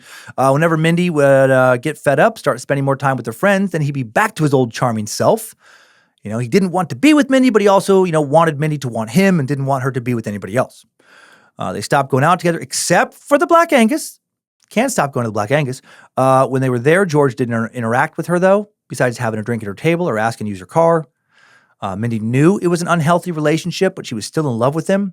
When George had to spend 10 days in jail in September of 1989, he claimed it was because something had gone wrong with one of his sting operations. Now, for the first time, Mindy's starting to doubt these stories. On Mindy's 23rd birthday, 2 days after George was released, she insisted that they go out together. When she got home from work, right when he came home, George was in a bad mood. Mindy sat in her bedroom until 9:30, then came out to confront him, asking him why they could not do anything together. George told her that he was going to take her out to dinner, but now she could forget it because she was being too pushy. Mindy decided the only thing she could do at this point was treat him like a roommate. Then, at the end of the month, George told her he didn't have money for rent and instructed her to sell the diamond ring he had given her before. She did. She got $330 for it. Then Mindy's phone was disconnected after George racked up a $100 bill from a long-distance call, which they could not pay. Right? He's another Chris, another fucking mooch, taking advantage of a kind person's generosity. In October, George brought home his former girlfriend, a 16-year-old dancer named Lynn Brown. What the fuck? Again, this alone should have been a reason for kicking him out, never speaking to him again, and fucking maybe even talk to the cops. But this time, Mindy is positive George is lying, hiding things from her. One day, she decides to open up George's duffel bag, which he always kept locked up, was very protective about. Inside was a t-shirt, shoes, scraps of paper with license plate numbers, phone numbers, names, and addresses. Very suspicious. Then in November, after another fight, George demanded that she return an antique ruby ring he'd given her.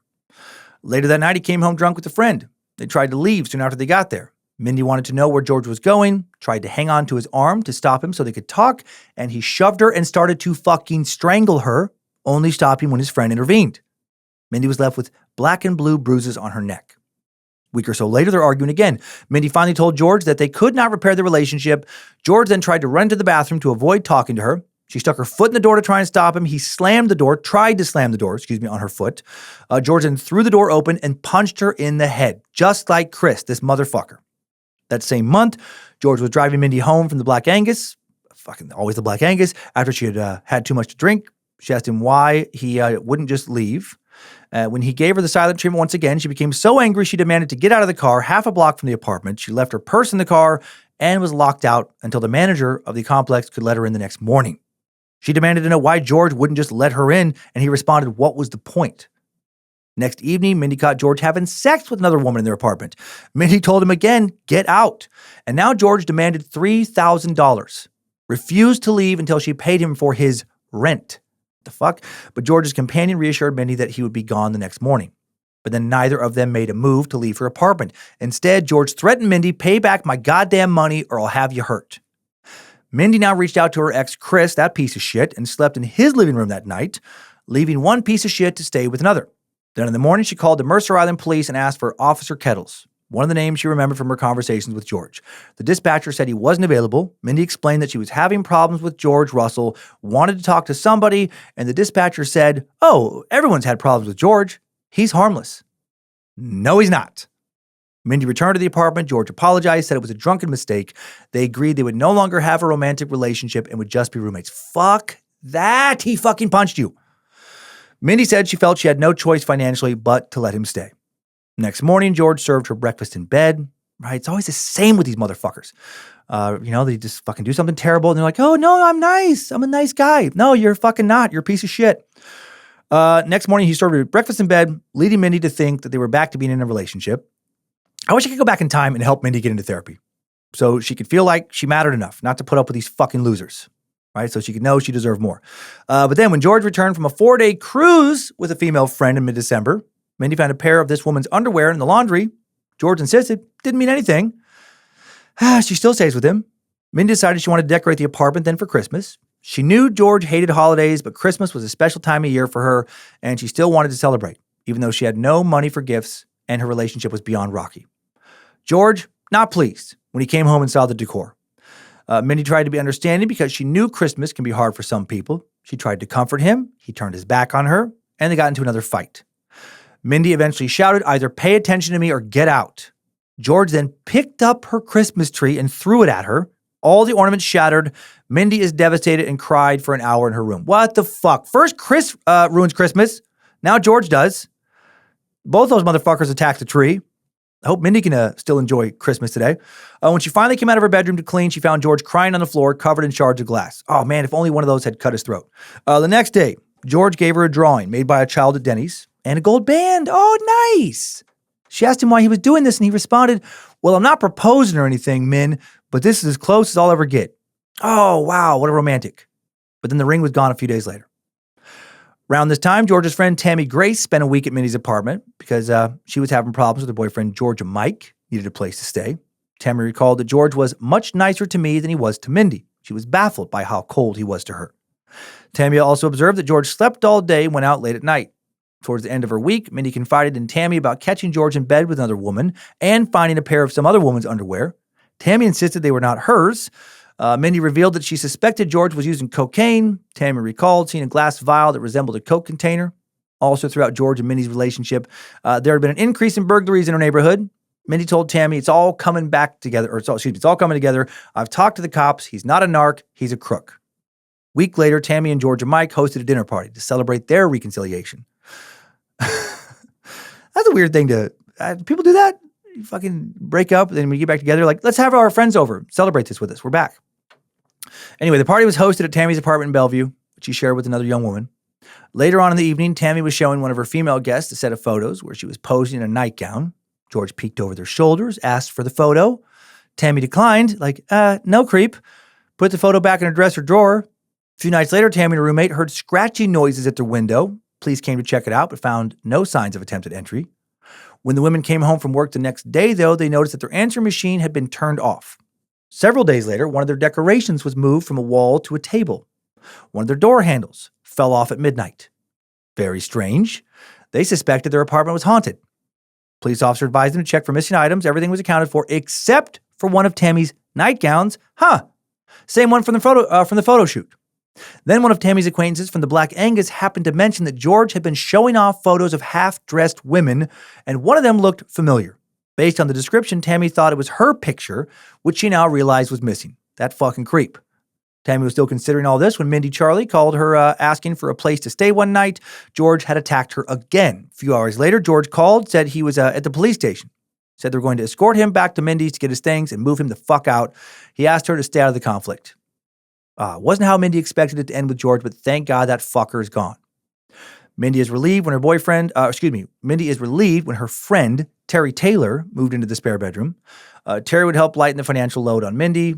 Terry isn't a female Terry. They're not dating. They're just friends. This is a much better situation. Terry disliked George from the moment she'd met him. She told Mindy she should stand up for herself, encouraged her to start dating again. Mindy still owed back rent because George kept coming up short. In the second week of February, they were served eviction papers, Mindy and Terry. Mindy just got a new job with a respectable starting salary, was still working 2 other part-time jobs to get out of the fucking debt that was largely the fault of George. She and Terry had just 80 cents between them after paying what they could. Oh my God. Mindy had been trying to get into contact with George. Since she was served the notice, he promised to give her some money and demanded she meet him at the Black Angus. Mindy went there. She waited for him, but he never showed up. George called her the next day, claiming he waited for her, and she wasn't there. He said he'd be at the apartment that evening when she got home from work. By this point, Mindy's desperate. If she doesn't get the money, she's going to be evicted. Mindy called Chris Mobley, because, George's stepmom, because she didn't know how to handle George, and Chris told her to throw out all of George's things, change her locks, and never look back, right? Stepmom's done with this motherfucker. Good for her. Mindy told her she couldn't do that because George would just break down the door. Chris then became furious, told her she had to stand up for herself and free herself from George. Mindy recalled, quote, "It was like the poor woman had just been waiting to unload. She said George made their lives hell. Wanzel had tried everything. The cops and the courts had tried. Nothing worked. Nothing would ever work, and so on." Fair. During her conversation with Chris, Mindy said she could not understand how George was so close with his mother and so cruel towards other women. Chris cut her off and revealed George didn't even speak to his mom. Everything he had told Mindy about his fond relationship with Mama was a lie. Right? Fascinating. George showed up at 6:30 that evening with his friend Brian. Mindy confronted him about the rent money. She knew right away she made a mistake.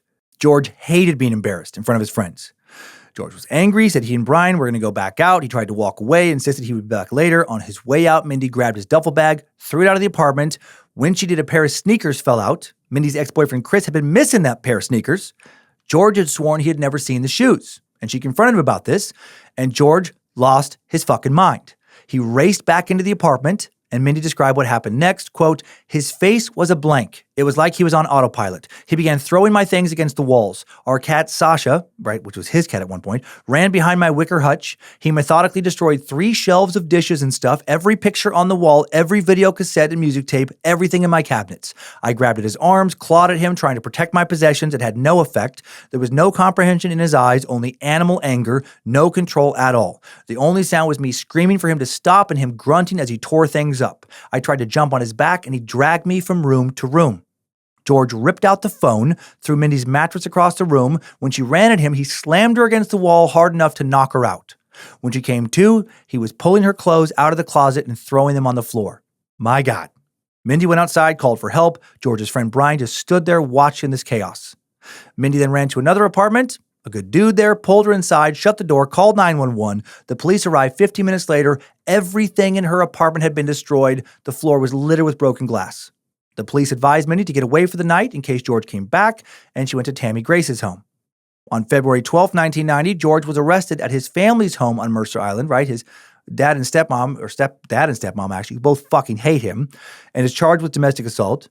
Mindy had been diagnosed with multiple contusions and a hairline fractured vertebrae in her neck. Later that morning, Mindy's roommate Terry called her and told her that George had returned to the apartment at 2 a.m. Terry told him to leave. He reminded her that her name wasn't on the lease. She asked him why he had done what he had done to their place and to Mindy, and George said, "Mindy did that to herself, hun." So he's a real cool guy. The Monday after the attack, Mindy found one of her tires punctured. Following morning, she found a note written on a McDonald's napkin in her car. It said, "Please take care of Sasha," right? Which was George's cat. "I know she loves you." George also apologized for that night. He wrote that he still loved Mindy, but he guessed their relationship was probably over. He said he wouldn't have lost control if she hadn't just thrown his bag. This guy's so fucked. He needed to be institutionalized, probably for life, right? Either get his mommy issues fixed up or be labeled unfixable. You just can't fucking save everybody. This guy seemed like a total loss. He said he had visited the abandoned golf course where they had gone to the start of the relationship, and it made him want to start over. He wrote, "You can't take the memories of the good times from me. But sadly, I can't forget the bad times either. It hurts me. I can't turn you off like a light switch, nor do I wish to." George asked Mindy to contact a mutual friend so they could meet and talk. Mindy believed he was just trying to get her to soften her testimony for the trial, but she agreed to the meeting. Also told George they were over and not to contact her in any way ever again. One of the friends present at the meeting asked George why he'd hurt Mindy and trashed her place, and George tried to pass it off as a harmless prank. Oh, it's a prank now. He said, "I took some pictures off the wall, sat them on the floor. That's about it." Motherfucker. When Mindy challenged him with the truth, he said it was, quote, "no biggie." That's fucking crazy. He's a psychopath. Jesus Christ. Can you imagine just fucking trashing somebody? Just like trashing someone's house, beating somebody, just fucking attacking somebody. And they're like, "Man, why'd you do that? You fucking hurt me." And they're like, "Come on, no biggie." Come on. It's no biggie. What are you doing? Mindy walked out of the meeting when he said no biggie. March 1990. George is now banned.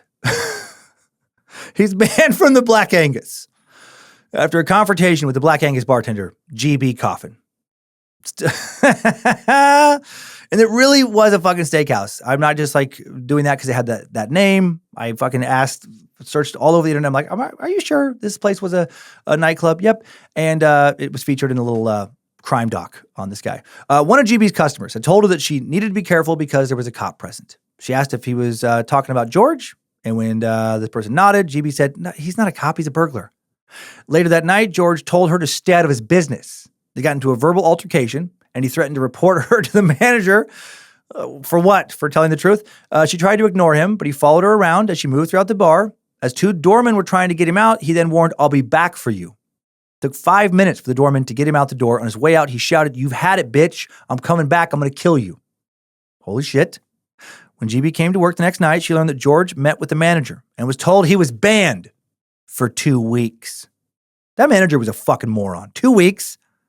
You threaten somebody's life at their place of work, you should immediately be banned for life from that place. No second chances, no appeals. Go fuck yourself. When the manager found out what George did to Mindy Charlie, he was permanently banned from the Black Angus. So while I do still think he was a fucking idiot, this manager, I guess he wasn't a total idiot. March 21st, 1990, George is arraigned for criminal trespass, obstruction of justice, and outstanding warrant. What does he care? He's banned for life from that Black Angus. His life is over. Sergeant Glendon Booth had walked into work at the Mercer Island station, found George in a cell. He reviewed the arrest report. A couple had woken up early in the morning, saw a dark shadow in their bedroom. Creepy, terrifying escalation. An hour later, a citizen saw him trying to get into cars. Booth sat George down for a talk, told him he was going to end up killing somebody. He said, "You go into these houses, George, laying next to these women. What you're doing? What are you doing? Jacking off on the floor?" And George told him, "You don't have shit on me. You're trying to dump on me." "Well, I talked to my lawyer, and there isn't a damn thing you can do." In court, the judge did throw out the obstruction charge on a technicality. Sergeant Booth implored the judge to consider George's criminal history and the fact that they had caught him with butcher knives hidden in his shirt sleeves on at least 2 occasions now. Ultimately, the judge did not see George as a threat to the community. Fucking soft. That's so weak. He served just 4 days in jail. I fucking hate judges like this, truly, who are soft on career criminals. When these criminals have shit like domestic violence on long records. This isn't somebody with a bunch of drunken public charges, somebody caught with weed a bunch of times, malicious mischief. This is a fucking creep. When George got out, he met up with Mike Weisenberg, a.k.a. Georgia Mike, at the Mercer Island Denny's. Needed a place to stay. Mike was living on the island with his friends Robert Zurich and Jeff Anderson. George and Mike was foolish enough to agree, and 2 weeks later, George is still crashing at their place. At first, it seemed like a good arrangement. George bought the guys food, beverages, escorted Mike's underage friends into clubs. Of course, he's helping underage people. George was always giving the young men creepy advice about sex, though. He described a time when he and a woman cut each other's necks with razor blades, sucked on each other's blood, which disturbed Mike. Still, during one of their drinking sessions, Mike introduced George to 24-year-old Andrea Randy Levine. At the end of the night, Mike and George dropped Randy off at her apartment in Kirkland and drove back home together. The following night, a furious Randy called Mike and told him that George had showed up at her place and asked for a ride to Mercer Island. She managed to get rid of him, but felt unsettled. Mike reassured her, "He's just that type of person, Randy. If he meets you, he thinks you're his best friend. I really wouldn't worry about it." But Randy was worried, because she's not an idiot. She lived alone. There had been an increase in burglaries recently in her neighborhood. When Mike brought it up to George, he said he didn't realize it was such a big deal, and he seemed annoyed. He was also quickly becoming a fucking nuisance. For example, George once asked to borrow Mike's car, said he needed it for a quick run to the local 7-Eleven. Then he didn't return the car until dawn, and acted like that was no big deal. No biggie. Come on, man, no biggie. A week later, he did it again. George claimed the car wouldn't start, and that was why he was late getting it back. Mike worried he was using the car for nefarious activities because I'm sure he was. When Mike stopped lending him his car, George then started borrowing his roommate Robbie Zerzik's Chevy station wagon. Guy was just a fucking nuisance to everyone he became friends with. May 10th, 1990, Seattle patrolman Steve Piccirillo, Jerry Hawley were rounding the corner of First and Pike when they saw a black man patting down a Hispanic man against the side of a tan station wagon. Black man claimed he observed the other man shoving something into his pocket, was just checking him out. They asked for ID, but before they could look at it, they had to leave to respond to a burglary call. The patrolman warned him that there would be problems if he was still there when they returned. Piccirillo thought he had seen this guy before and soon figured out how he knew him. It was a decade earlier at the Denny's on Mercer Island. Piccirillo was a college student at the time, watched this dude visit different tables in the restaurant, just couldn't remember his name. The patrolman put out a notice that a black man in a tan station wagon was acting strangely in the area and might be worth an interview.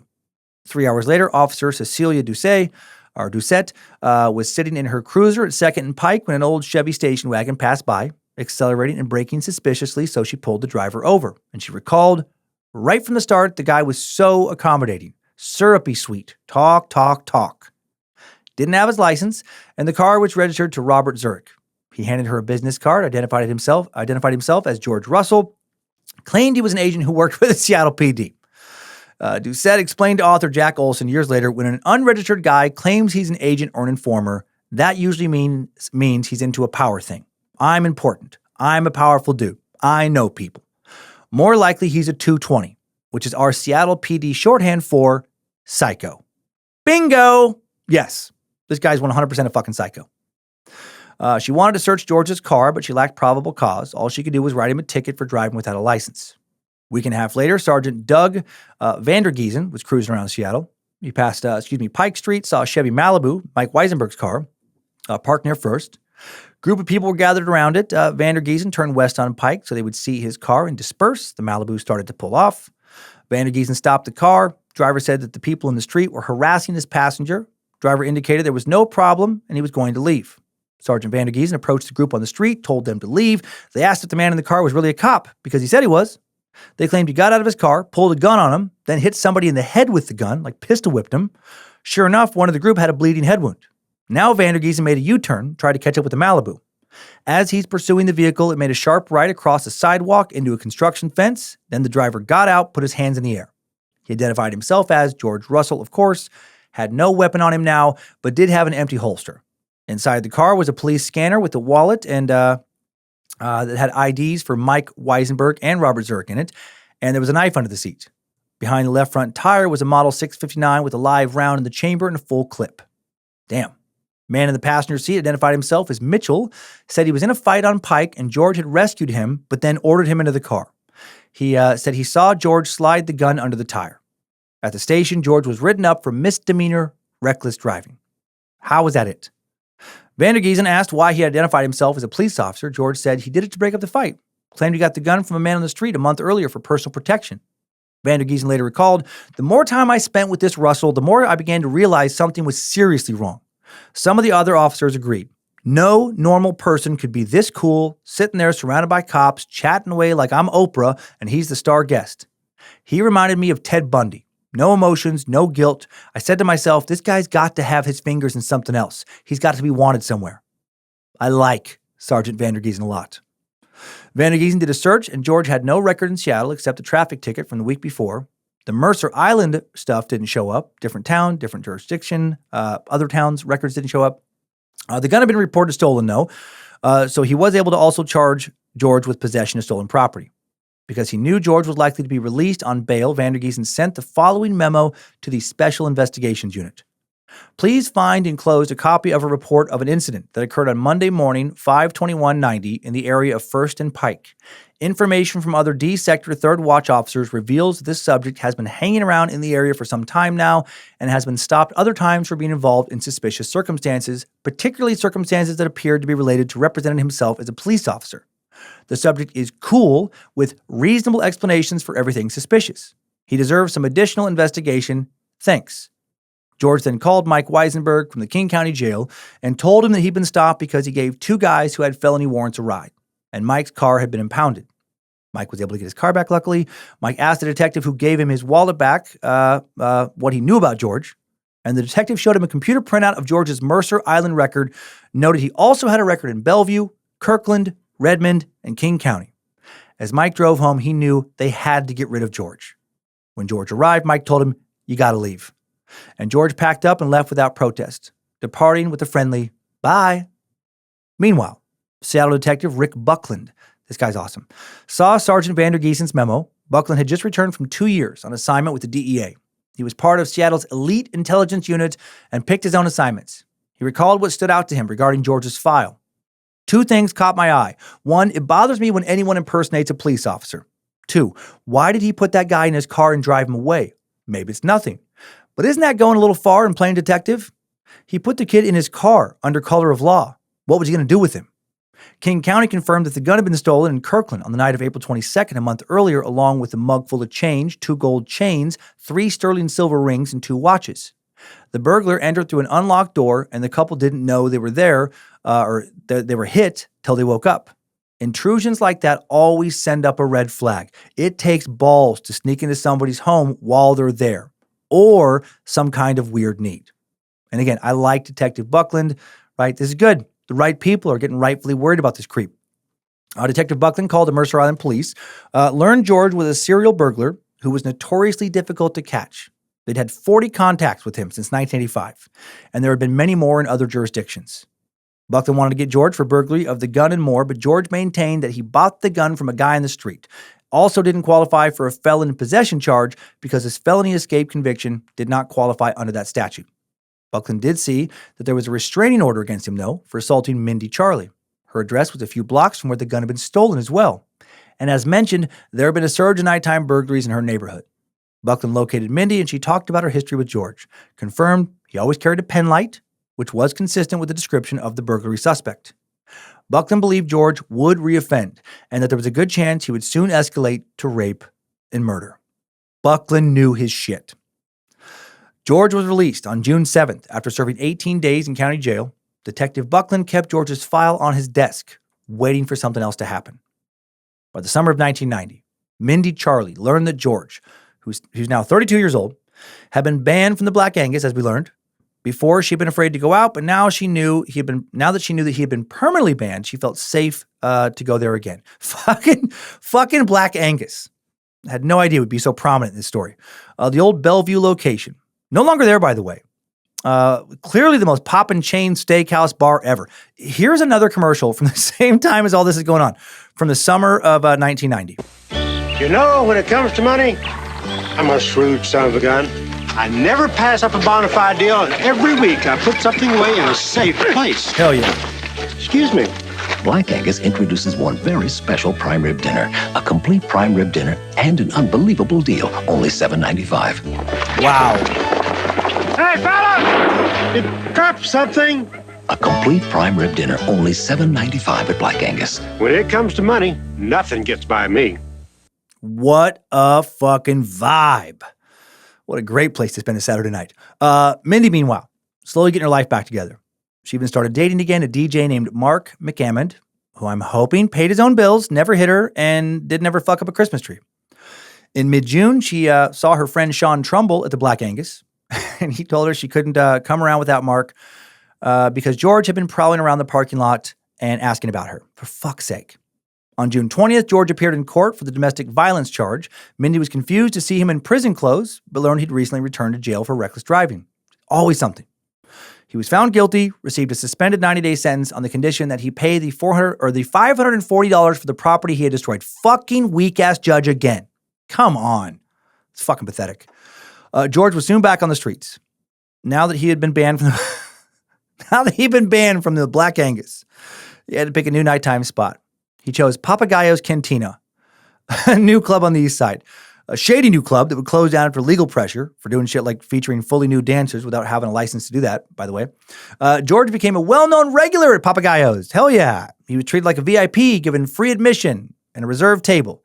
Often generously picked up other patrons' bar tabs with his stolen money. The dude with the fragilest of egos must have loved feeling like a big man again. Detective Michael Bechtold of the Bellevue PD worked part-time at Papagayo's. I love these names. And he befriended George, who made his job a little easier by keeping an eye on the club, right? Making sure no one's fucking stealing nachos. No one's handing out free enchiladas at Papagayo's. June 22nd, 1990, 26-year-old construction worker Smith Everett McLean is on his way to pick up George for a night out to celebrate another release from jail. And they plan to start the evening at Papagayo's, the fucking poor man's Black Angus. Smitty was driving his beloved 1989 Toyota pickup. He was looking forward to an evening out. His fiancée had recently ended things because of his alcohol abuse. Smitty enjoyed his evenings with George because he never had to wait in line or pay a cover charge. Nah, not at Papagayo's. Not with fucking the man, George. When they arrived at Papagayo's, they saw that George's underage friend, Lynn Brown, of course, underage, had somehow reserved a table in an area off limits for minors. Shortly after 9 p.m., George and Lynn went out on the dance floor, but then she was carded and asked to leave. She promised to meet the guys at the Denny's across the parking lot after Papagayo's closed. Smitty and George decided to move to George's favorite table by the DJ booth. But first, George asked Smitty for his truck keys. Claimed he needed to get his collared shirt out of his duffel bag to follow the club's dress code. Smitty didn't want to give him the keys, but he also didn't want to alienate George either. In the end, he handed him over, asked him, please don't drive anywhere. But this is fucking, come on, it's George Russell. You know, you hand him keys, it's going to be a long time before you see him again. Hours passed. George did not reappear. Of course. Smitty wondered if he was wandering around the tables chatting like he usually did, but someone told him George was outside. Smitty then walked out, but saw his truck was gone. Detective Mike Bechtold, right, who's working there, then found Smitty sitting on the curb with his head in his hands, furious. Smitty told him George had borrowed his truck and hadn't returned it. Bechtold had spoken to George earlier that night, said he was going to drive a girl over to her place to pick something up. Bechtold didn't get a good look at the woman, but she was about 5'6" with dark brown hair, wearing a jacket. She was stumbling. George caught her, held her arm. He did not see them get into a car. Bechtold recalled, I didn't pay much attention, multiplied this incident by 100, and you had a typical night at Papagayo's. Bechtold reassured Smitty that George wouldn't do something like that, but he was too upset to have a conversation with the detective. Meanwhile, at the illustrious Black Angus, Tammy Grace, her boyfriend Mike, his roommates, and a few other friends gathered at one of the tables. They had invited Mindy Charlie to join them, planning to spend the evening commiserating over their troubles with that fucking piece of shit George, but she hadn't shown up. At 11:30 p.m., an employee left the Black Angus and walked to his car. He was parked at the rear of the club near the dumpster and the industrial compactor that served the McDonald's next door. Even better, this club is next door to McDonald's. It's a fucking hopping club sandwiched in between a fucking steak dinner place and a McDonald's. Just before he got to his car, the man saw a white male stand at the opening to the corral that surrounded the trash compactor, heard what sounded like an argument, didn't see anyone as he backed out of his parking spot. Half hour later, a loud fight developed in the Black Angus parking lot. Several neighbors in a nearby apartment complex called 911. One caller reported hearing a female scream, "Stop it." Another caller heard a male yelling, "You fucking bitch, don't fuck with me." One caller heard a high-pitched scream that was blood-curdling. A Black Angus host went outside because of the noise. He saw a shirtless young man in the trash area who claimed he was beaten for no reason by a man with long blonde hair. A lot of shit going on at Black Angus. The host recognized him as a regular who'd been banned earlier. The man ran away when he heard police sirens. Police checked the trash corral, left when they found nothing. At 2 a.m., a resident of the nearby apartment complex heard a woman yell, "Somebody help me, you're hurting me, stop it, you'll kill me." Angry male voice shouted, "Were you fucking him? Were you fucking him?" The resident heard a car engine and tires squealing before it went silent. 10 minutes later, a couple in a different apartment complex heard a clopping noise outside that sounded like a horse's hooves. They concluded it was someone running in hard shoes. At 3:15 a.m., an off-duty Papagayo's bartender drove through the parking lot to see if his waitress girlfriend was still there. Did not notice anything unusual in the trash area. Around that time, Smitty McLean was at Denny's waiting. Still no sign of George or his car, despite the fact that George had promised to meet them there. They waited for 3 hours. Smitty asked Hans Johnson, the boyfriend of George's Lynn Brown, if George had ever done anything like this before, George's friend Lynn Brown. Hans said that yes, he had. George had a habit of borrowing cars for too long, but always returned them in good condition. As the sun rose, Smitty accepted a ride home to Mercer Island now. As he walked in his place, he encountered his sister Sean and her friend Jill Leslie sleeping on bunk beds in the garage. They had been preparing for a summer yard sale all night. 4:30 a.m., Jill had just gone inside to shower when George Russell called the house. He wanted to know if Smitty was home and complained he'd been looking for him all night. That grift again. 6 a.m., the women were outside setting up for the yard sale when George arrived in Smitty's Toyota. Smitty approached, asked what the fuck is going on. Sean approached, asked what the fuck's going on. George claimed he had drove someone home, then lost track of Smitty. Sean then noticed a red stain on the front seat, about 6 inches wide, looked like it could be blood. George claimed his passenger had thrown up after eating some clam chowder. He parked the truck, helped the women move a few heavy items, then declined Sean's offer for a ride home. Instead, he picked up his duffel bag and walked away. Shortly after 7 a.m., a maintenance man for the McDonald's restaurant near the Black Angus stepped outside to sweep up. He cleaned the parking lot, decided to see if any trash from McDonald's had blown into the Black Angus parking lot overnight. Something caught his eye inside the opening to the dumpster, a woman's dead body. The victim's left foot was crossed over her right ankle. Her hands were crossed on her stomach, and a fur cone had been tucked under each of her hands. A white plastic lid from a Frito-Lay dip container covered her right eye. Her body had clearly been staged. She was nude except for a gold choker with a crescent white pendant and a gold watch. Next to her body was a small pile of debris. She's about 5'8", white, curly reddish-brown hair, and she had on pink nail polish. There was blood on her face and abrasions on her right arm and breast, and her hips, knees, and feet.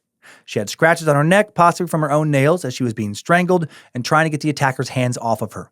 Also had blood coming from a head wound. No ID was found nearby. Disturbingly, police thought the killer had posed the victim to look as if she was lying inside a coffin. The medical examiner placed the time of death at between 2:20 and 5:20 a.m. 20 fibers were found in the victim's body, and there were 2 small stains on her thigh that appeared to be semen. The victim's autopsy report indicated signs of strangulation, a lacerated nose, facial contusions, deep fractures of the skull, a split liver, contusions and abrasions on both breasts, tears in the anus caused by a foreign object, and indications of rough penetration of the vagina. Holy fuck. Sperm was found in the vagina, and the victim's blood alcohol content was, BAC was 0.14. Investigators concluded that the victim was repeatedly punched in the face, beaten on the head, raped, and kicked so hard her liver split against her spinal column. Killer may have also spent as many as 4 hours with the body. Finally, all the sexual penetration had taken place after death. The killer was classified as a sadistic necrophile. Detective Dale Foote was in charge of collecting evidence outside the Black Angus. After the body was removed, investigators saw a dark red stain at the opening to the trash compactor. A preemptive test for blood was positive, suggesting the killer had tried to shove the body inside. Detective Foote questioned why the body was dumped at the McDonald's/Black Angus.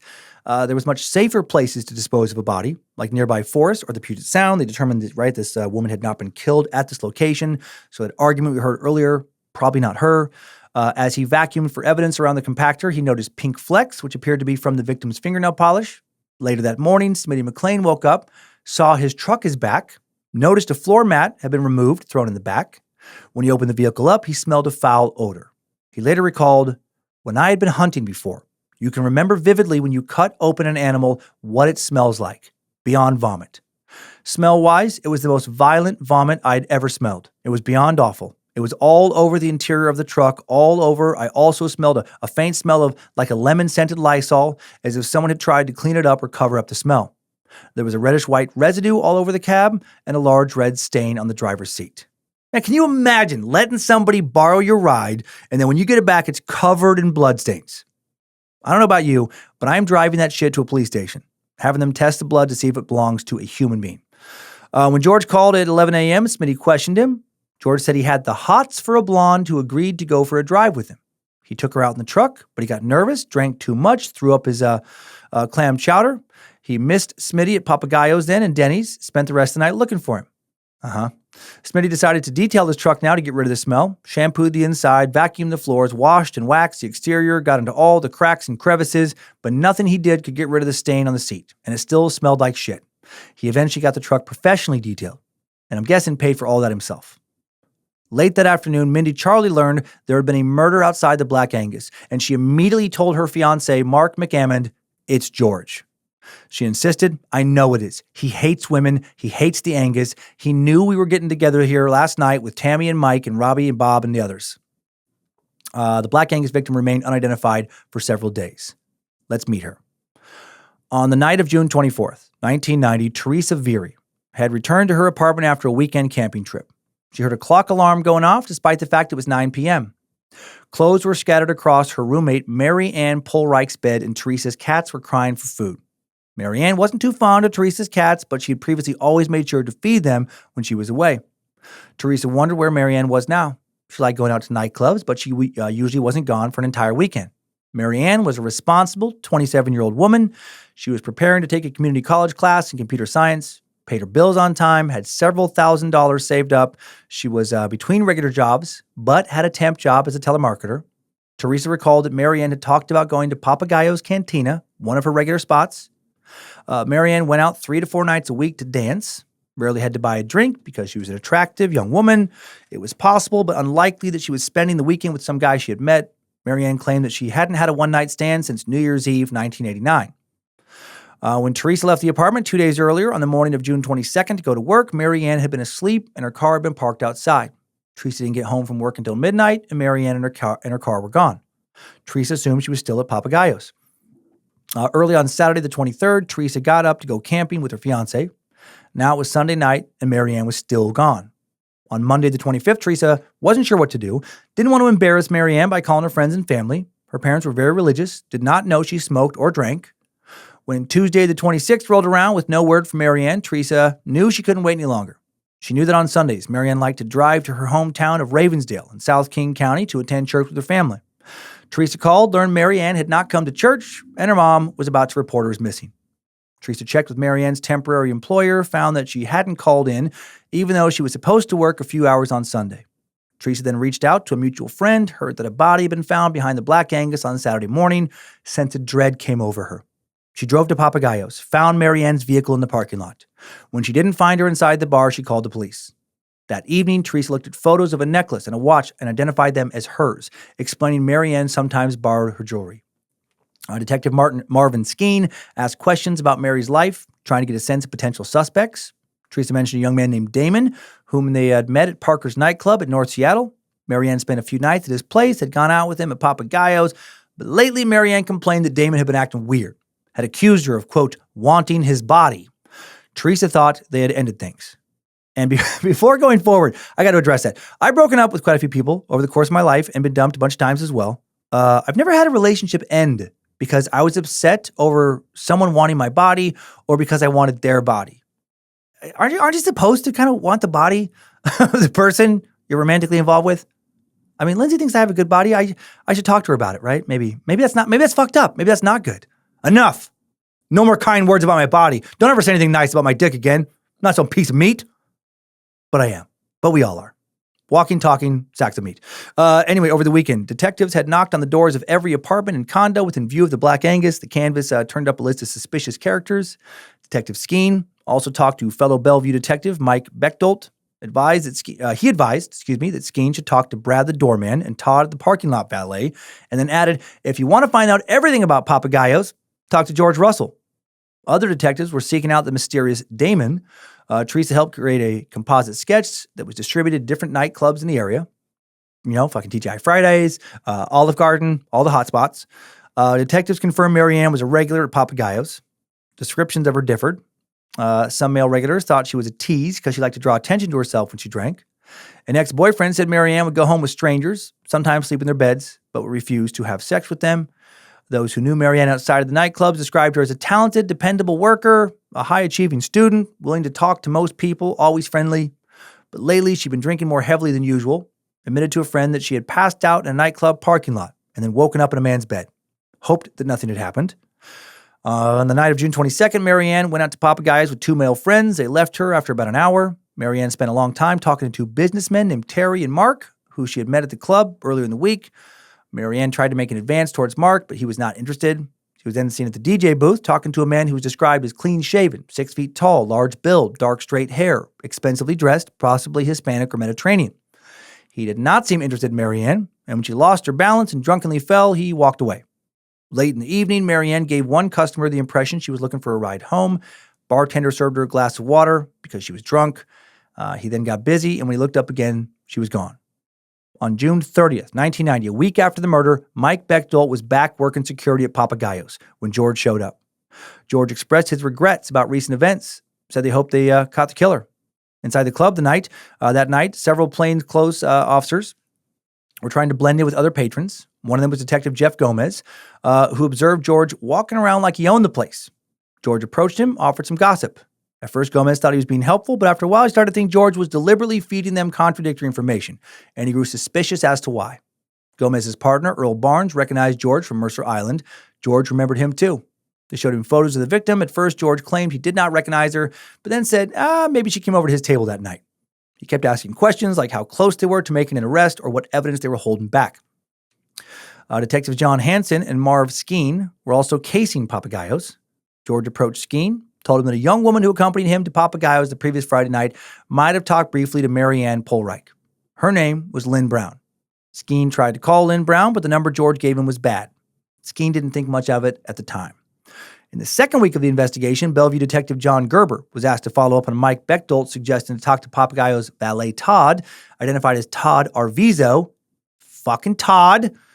According to his field interview report, Todd said that George was a regular at Papagayos and was there on June 22nd. That George borrowed someone's Toyota mid-evening, took a girl away before returning later. The owner of the truck was upset that he was away for so long. Todd worked until 2:15 a.m., did not recall Marianne Polreich being there that night, and unfortunately said she wasn't the female George had left with. Fucking Todd! You and your shitty Todd memory. Detective Marv Skeen viewed this report, but did not connect the George in the report to the George he met at Papagayos. Both Georges seemed irrelevant to the investigation because a profiler suggested the killer was a single white male. Skeen later admitted that he should have picked up the lead. After the murder, George found some new roommates to take advantage of, because of course he did. That's classic George. Barbara Bobby DeGroot was looking forward to spending the summer after high school graduation with her girlfriends Jennifer Graves, Sarah Amundsen, and Susie Jelly. The girls rented a condo at the Villa 156 complex in Bellevue. They planned to spend their summer working to pay for classes in the fall. In an interview with author Jack Olson, Bobby recounted how they first met George. Late one night, she and Jenny drove to Denny's to get some coffee. As they were going to their seats, a guy named George started talking to them like he'd known him forever. He sat at their table, introduced them to some of his friends who were really drunk, even paid their bill. After that, it seemed like they ran into him every night. Jenny eventually gave George their phone number. Then they started to hang out regularly. Cool, just fucking George and a bunch of 18-year-olds. The girls then invited George and Smitty to visit the condo anytime they wanted. Their apartment had turned into a party location that summer. And during one party, someone mentioned the murder of at the Black Angus. Smitty theorized it was probably someone's angry boyfriend from Eastern Washington. Not sure why the ex would need to be from Eastern Washington, but okay. George said, no, it's probably a guy from around here. After the party, George brought his duffel bag over, put it in Bobby's room, slept on their sofa for a few days, which made her worried that George was moving in. They had not had that discussion. Bobby's boyfriend, Tim, was spending the summer in Europe. He's probably just fresh out of high school, too. She didn't think he would appreciate a man living with her. Of course not. After George had been there for a week, just fucking staying there, not invited, the girls discussed what they should do. Jenny didn't think there was anything wrong. She thought George should stay. Jenny, I don't like your judgment. Bobby reminded her, Jenny, that's just it. He's too perfect. Something's wrong. He's not perfect. He's 32 years old. And he started sleeping on your couch without asking. Best case scenario, he's a social boundary crossing mooch whose life is in shambles. Susie agreed that she got the same vibes from George. Jenny said that they would have to ask him to leave if they wanted him gone. But then Bobby changed her mind. After going for a walk to the nearby 7-Eleven with George. Oh, likable George. She was nervous to be alone with him at first, but when he didn't hit on her or say anything inappropriate, she started to trust him. For fuck's sake. That's still not a good reason to let him just keep crashing your place. George bought groceries for the girls, supplied them with alcohol, acted like their older brother, gave them advice, also showed them a portfolio of photos of women in nightgowns, and claimed he was working with them to make sure they felt more comfortable about their bodies. What? That's fucking crazy. Some guy shows you photos of half-naked women, just candid photos. Claims he has them because he's running a, I don't know, sort of fucking female empowerment, body confidence program. You fucking run. That guy's full of shit. He's nuts. George also protected Sarah from a pushy guy who tried to sneak into bed with her, and he looked out for them when they went out to nightclubs. What's going on at these girls' apartment? How did a guy try and sneak into bed with her? I have a lot of questions, a lot of concerns.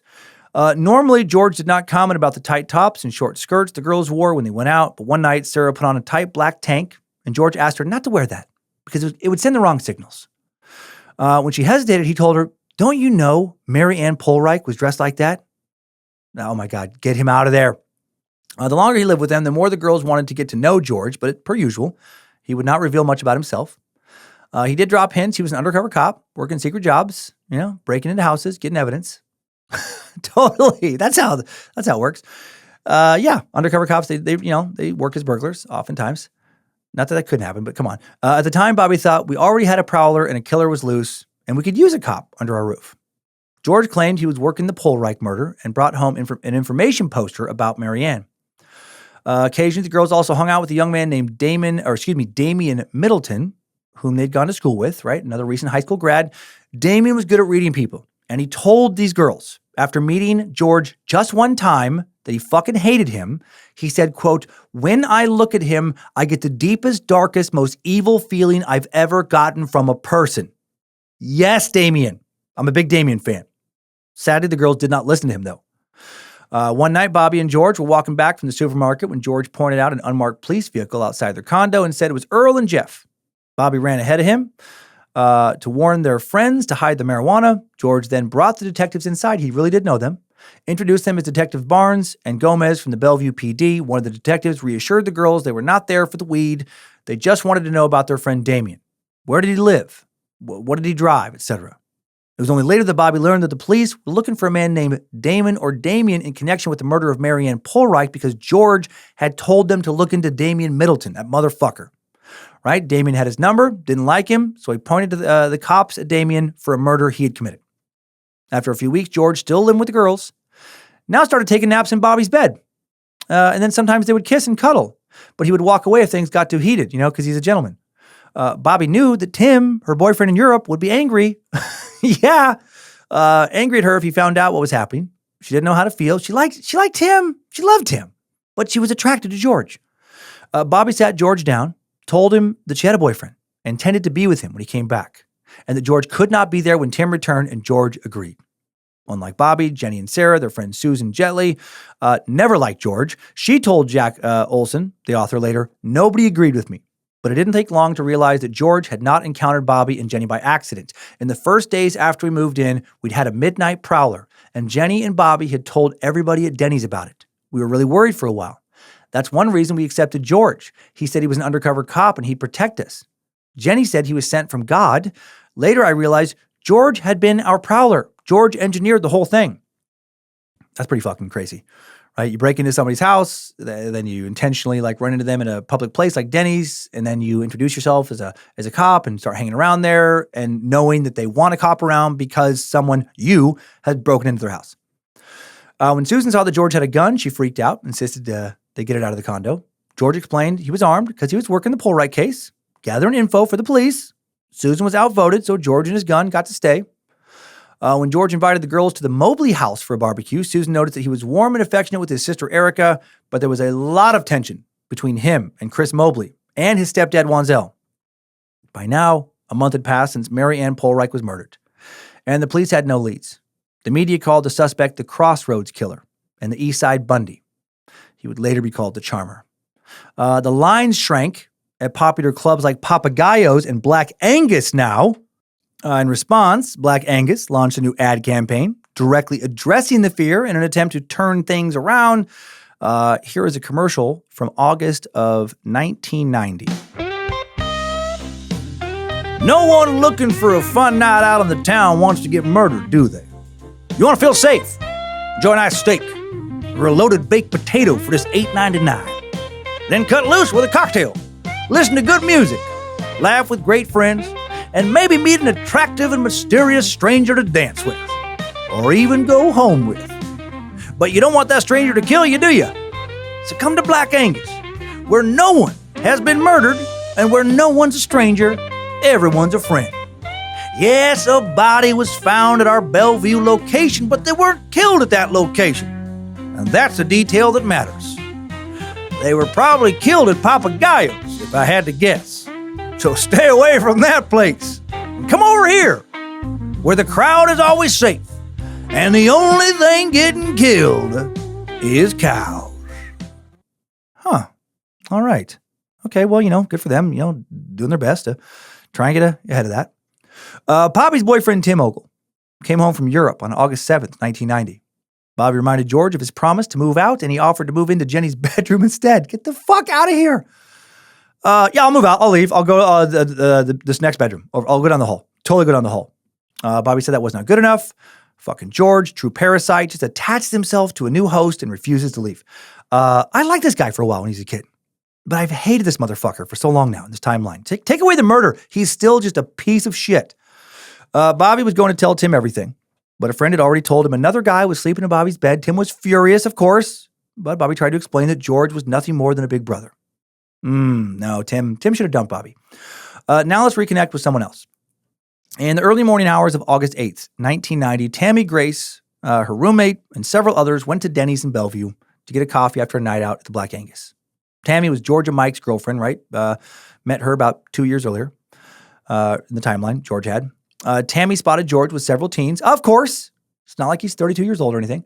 Tammy tried talking to George, but he snubbed her, saying she had mouthed off to his girlfriend, so now he couldn't trust her. About an hour later, on the morning of August 8th, 3 boys in East Bellevue were backyard camping, heard what sounded like a cat in pain. Came from the direction of 35-year-old Carol Marie Beath's home, where she lived with her 2 young daughters. A handful of hours later, at 8:30 a.m., Carol's 13-year-old daughter Kelly woke up, found the door to her mother's bedroom closed and locked, which surprised her. She went outside to the sliding glass door that led to the bedroom, saw that it was open, looked inside, saw her mother's lifeless body on the bed. That's a fucking horrific core memory. Kelly immediately called her father, Paul, Carol's ex-husband. Paul arrived 10 minutes later, took a quick look, called the police to report a suicide, assuming Carol had killed herself. At 10 a.m., Detective Dale Foote received a call to report to the scene of a suicide. Detective Foote recalled the following about the crime scene years later. There was blood on the floor. A naked body lay diagonally on a king-size bed. I took a closer look and went numb. No way in this world I expected to walk in on something like that now or ever. There's a million ways to kill somebody, but to do to a body what he had done, I couldn't make sense of it. I almost went into shock. The woman's crotch faced the bedroom door. Her legs were spread and bent at the knees, almost touching at the heels. I thought, no way this positioning is accidental. The killer wanted you to walk in and be hit with that sight. A shotgun barrel was inserted into her body. I'm looking for her insides everywhere, but then I'm thinking, hey, there's just a few blood smears on the walls and ceiling, so I realized the gun had not been fired. It was a prop. Carol was wearing nothing but red high heels. A nightgown was laid out as if the killer intended to put her in it but changed his mind. Her head was covered by a blue pillow. Holy shit. And her daughter was the one who saw her first. I hope she didn't see much of that. Paul Beath told the police that he spoke to Carol on the phone the night before. Didn't sound depressed or upset. Carol had a good job, was not behind on bills, had a 3-week trip to the Caribbean planned with her boyfriend, Tom Jones, to look forward to. Carol's younger daughter, Jamie, was distraught, unable to talk, but Kelly, the 13-year-old who found Carol first, was calm and controlled, maybe in shock. In her interview, Kelly reported seeing something suspicious during the night. One of her friends had visited her at her bedroom window until 4:15 a.m. About 15 minutes later, Kelly was still awake in her bedroom when she heard someone walking down the hallway. She raised up on one elbow, looked out the door from her top bunk, saw a man's silhouette holding a small flashlight. Thought it was her mom's boyfriend, a man named Tom Jones. Kelly knew Carol was also dating a guy named Dave, but Tom was the only one who entered the house late at night. The man shined the light into her sister's bedroom, then her bedroom as well. Kelly looked out the window for Tom's Corvette, but didn't see it. Kelly called out, "Mom?" but no one answered. Kelly was exhausted from staying up late. She fell asleep, did not get up until just before she found her mother's body. Police believe the killer entered through the sliding glass door, left the same way after taking time to explore the house. Investigators believe Carol was asleep when she was attacked. She was struck repeatedly on the left side of the head with some type of weapon, some type of object. It had left 13 Y shapes on her body, about 2 inches long. Carol also had defensive wounds. One blow had almost severed her little finger. Goddamn. All this was going on while her daughters were asleep in the same house. She had a large bruise on her left bicep, looked like a bite. 2 of her ribs were broken, shoved into her chest cavity. There were bruises on her right side indicating she had been kicked. There were blood smears all over her body, on her bed, the floor, blood splatter on the ceiling and walls. A vicious attack. The weapon that had been shoved inside Carol's vagina was a 20-gauge shotgun, actually Carol's shotgun. As investigators searched to find the killer, they came to learn that Carol was an intelligent and likable woman who wanted companionship. She was spirited, outgoing, flirtatious, and happy, but lately she'd been grieving her sister who had recently died of cancer. She'd also had a difficult childhood. Allegations of child molestation had divided her family.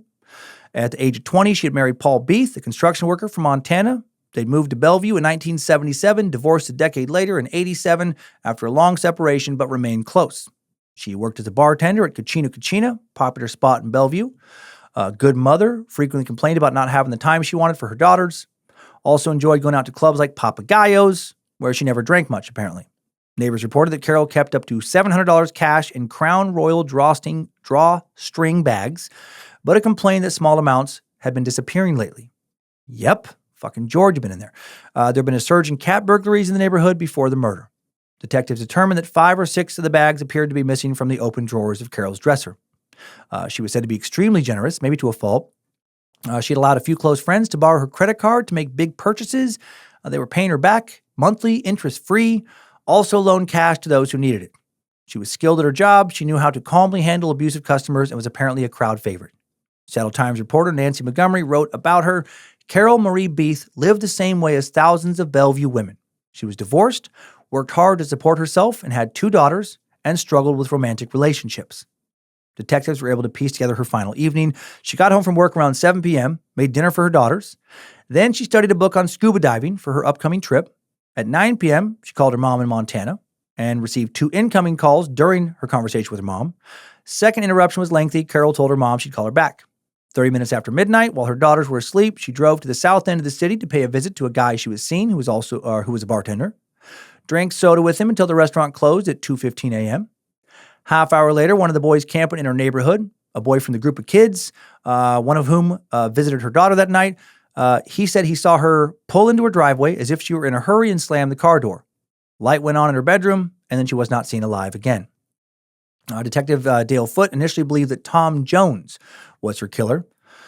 Again, this is an alias, not the Welsh singer, "What's new, pussycat?" No, Tom Jones, a businessman, was Carol's steadiest boyfriend, but they also each dated other people. Tom had been pressuring Carol recently to remortgage her house so he could invest the money for her in the stock market. There was tension between them and between Tom and Carol's ex-husband, Paul Beath, who didn't care for him. A close friend reported that Carol sometimes disparaged Tom and his sexuality. Tom was also said to be very sensitive about the size of his penis. "What is big deal? So I have tiny shame cock. It's harmless. It bothers no one. Deserves no mockery." A former girlfriend had also offered the opinion that she considered him a potential killer. Ugh. I mean, you know what? That makes sense. I mean, his dick was small. I read a study recently. 98% of serial killers do have below average penis sizes. And average is said to be 8 inches. Flaccid. 8 inches flaccid. So if your man has a limp dick, less than 8 inches long, well, you're fucking lucky to be alive right now. And you need to run. No, I made that up, of course. Tom had also recently received a bouquet of black roses from Carol and another woman after they both learned he was sleeping with the 2 of them. Bouquet came with a card that showed several bare backsides and the message, "You're the biggest asshole of all." Wow. One of the women had also written, "Make me bigger, baby," which was apparently Tom's favorite line in bed. I don't like Tom. That's a fucking cringy thing to say. That's not fun sex talk, is it? Make me bigger, baby. I don't know. You know, if you like it, I shouldn't shame you, but it creeps me out.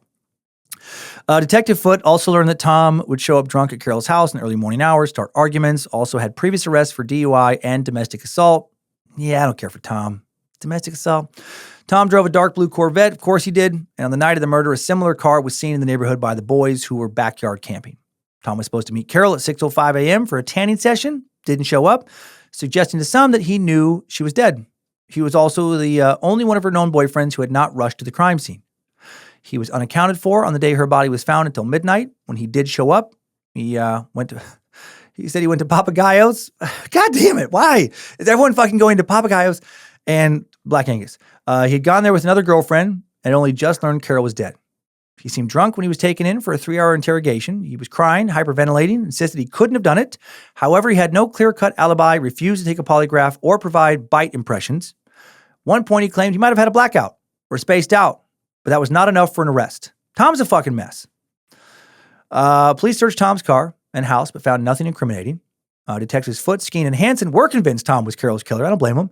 And that another man must have killed Mary Ann Polreich. Most members in their division agreed with them, but they were ordered by their superiors to keep open minds and continue looking for any and all new leads. Meanwhile, back at Villa 156, Bobby DeGroot, recent high school grad, had successfully kicked George out. No easy feat with that leech. Later, when she ran into him in town, he looked sad. Aw. Someone told the girls that a week after the Carol Beath murder, George had gotten drunk at Denny's, had started to bang his head against the wall, then freaked out, even further, slapped a girl, and the cops were called. Bobby told George she missed having him around. Fuck, goddamn it, Bobby, no. Then a few nights later, Jenny brought George to the condo for a drink. Fucking Jenny. He stayed until after midnight, and when Bobby woke up that night, George was asleep in her bed. Oh, great, now he's back. One evening that summer, he's not really back, George asked Bobby to drive him to Mercer Island for a treasure hunt. She didn't want to drive that far, but George said it was important because people owed him money and he had it hidden in the woods. Normal. He claimed he needed the money to go visit his mom, who was a university dean in San Francisco now, who was going to meet him in San Diego. Bobby brought some friends, and they all headed out, to a wooded area on Mercer Island. He gave her very specific directions as to where to drive, and then George came out of the woods with a damp sack.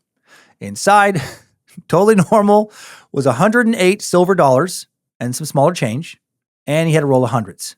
This guy is so fucking weird. Just burying silver dollars and $100 bills out in the woods like he's a fucking pirate or old outlaw or something. After this, Jenny took Bobby aside, told her the trip to San Diego was a cover. The truth was George was involved in a bad drug bust, and he had to go to jail now to cover the cops' asses, because that makes sense. Sometimes when you work undercover, you have to go inside to cover other cops' mistakes. His lawyer deferred a sentence until December 4th. George intended to report to jail September 14th and would claim he had misread the papers. As George was preparing dinner that night, Bobby took notice of a poster of Mary Ann Polreich taped to the wall and newspaper articles about Carol Beath on the counter and fridge. Bobby said she wished the police would catch the killer, and George said he couldn't believe how stupid the cops were so far. Quote, "It's basic crime detection. Did you read this, hun? Look at the similarities between the two women. Same hairstyle, same length and color, same age more or less, same backgrounds. They both hang around bars, picked up men. Couldn't the cops see the connection?" Bobby's boyfriend Tim arrived that evening. Not happy. George is still at the apartment. Yeah, I bet. Tim had some low self-esteem. He's been putting up with a lot of bullshit with Bobby. He did call Bobby the next day, broke up with her. There you go, Tim. Bobby didn't take the breakup well. She started screaming, throwing things, swearing. Jenny, Sarah, and Susie came into her room to console her. George stuck his head in. I guess he is fucking kind of living there now. Susie told him to get out because it was none of his business. When Bobby got to work that morning, she called George, told him that she did want him out again. And when Bobby got home that evening, he was gone again. Now back to the investigation. Detective Marvin Skeen got a break, in the Mary Ann Polreich case, when a friend of Damon Stoddard in Redmond, California, recognized him from a composite picture in a newspaper. 22-year-old Damon, the guy who Mary Ann stopped seeing after he complained that she wanted his body, was brought in for an interview and commented that the photo did look like him. He told Skeen he had met Mary Ann at Parker's nightclub in Seattle, later ran into her at Papagayo's and another club on nights when her favorite local band was playing, but they'd never gone on an official date. He claimed Mary Ann pestered him with her phone calls. He was not into her, so he was not concerned when she stopped talking to him. He was shocked when he heard she was murdered. Damon provided samples of his hair and saliva and was ultimately ruled out as a suspect, and now let's check back in with George. Oh, Georgie, August 30th, 1990. He gathered a group of friends at the Motel 6 in Totem Lake, the Totem Lake neighborhood of Kirkland, where he'd been living since getting kicked out of Villa 156 again. The group planned to go to Vancouver the next morning for Labor Day weekend, and George, always desperate to be the big man, was paying for the whole thing. He said he wanted to have a good time with some friends before he had to take a new job in San Diego. He invited the estranged condo girls and two other women he had met at Denny's. It's fucking Papagayo's, Black Angus, and Denny's. A few minutes after 10 p.m., George left the motel, returned with wine coolers and snacks from a nearby market. The group drank, talked, and watched TV until after midnight, August 31st. At that time, George and Bobby began to hug and kiss, but then George said he had to go meet someone. He left at 3:30 a.m. wearing dark clothing and a baseball cap with his signature pocket flashlight. Dude had murder on his mind again. Lieutenant Bob Hayes, a public information officer for the Bellevue Fire Department, woke up about 9 minutes later, shortly after 5 a.m. for a little drive with his wife, Patricia. First, he let out their dog. She was immediately on high alert and barking, focused on the backyard. It was dark except for a dim glow from the street. Hayes looked down the hill, saw the silhouette of a man holding something that looked like a shirt, a bag, or a pillowcase. He yelled. The man took off. By the time Hayes reached the bottom of his deck steps, he didn't see anything, and then he headed to where the man had been. As he sprinted across his backyard, Hayes thought he heard something thud against the back fence. Turned out the prowler had used a truck tire to jump onto into the neighbor's property. Hayes then heard a rustling sound, saw a dark shadow that faded into the darkness. Hayes ran back inside, called 911. A patrol officer arrived at 5:43 a.m. She searched the backyard and left at 6:01. Hayes felt relieved that his basement tenant, Andrea Randy Levine, was undisturbed by all the noise. Perhaps she was sleeping in, or perhaps was away for the long weekend. Her car was still parked in front of the house, but he thought that maybe someone picked her up. Later that morning, Hayes knocked on her door to tell her about the prowler. Randy didn't answer, so he let himself into the apartment. He checked the purse on the kitchen counter, saw that her keys were gone, but he wasn't worried. This incident was the latest in a series of incidents in the Kingsgate neighborhood, less than a mile through the woods from the Totem Lake Motel 6. Important detail. Randy had been scared by the burglaries and reports of prowling. She'd been sleeping with a baseball bat, complained that someone was sneaking in, stealing her money and personal mementos. A few days before the August 31st incident, Randy had called Bob and asked if he was outside her bedroom window. He told her yes, he had been, but it wasn't a big deal. He'd just been looking in and kind of casually jerking off, as was his right, legally, as a landlord. No, that's absurd. He said it wasn't him. She insisted someone was there and that his dog was barking at the prowler. She was too afraid to get out of her bed and call the police. Hayes got up, looked around, but there was no one outside. Right? Same fucking thing again. He scopes these places out. A neighbor later reported she heard two men talking outside of Randy's sliding door. Hayes discussed it with Randy, promised he and Patricia would keep their door unlocked at night in case Randy needed to run upstairs for help. Randy had always been nervous about the basement unit because Bob's mother had died in there. When the Hayeses were away on vacation, she sometimes called neighbors and reported hearing strange noises in the night.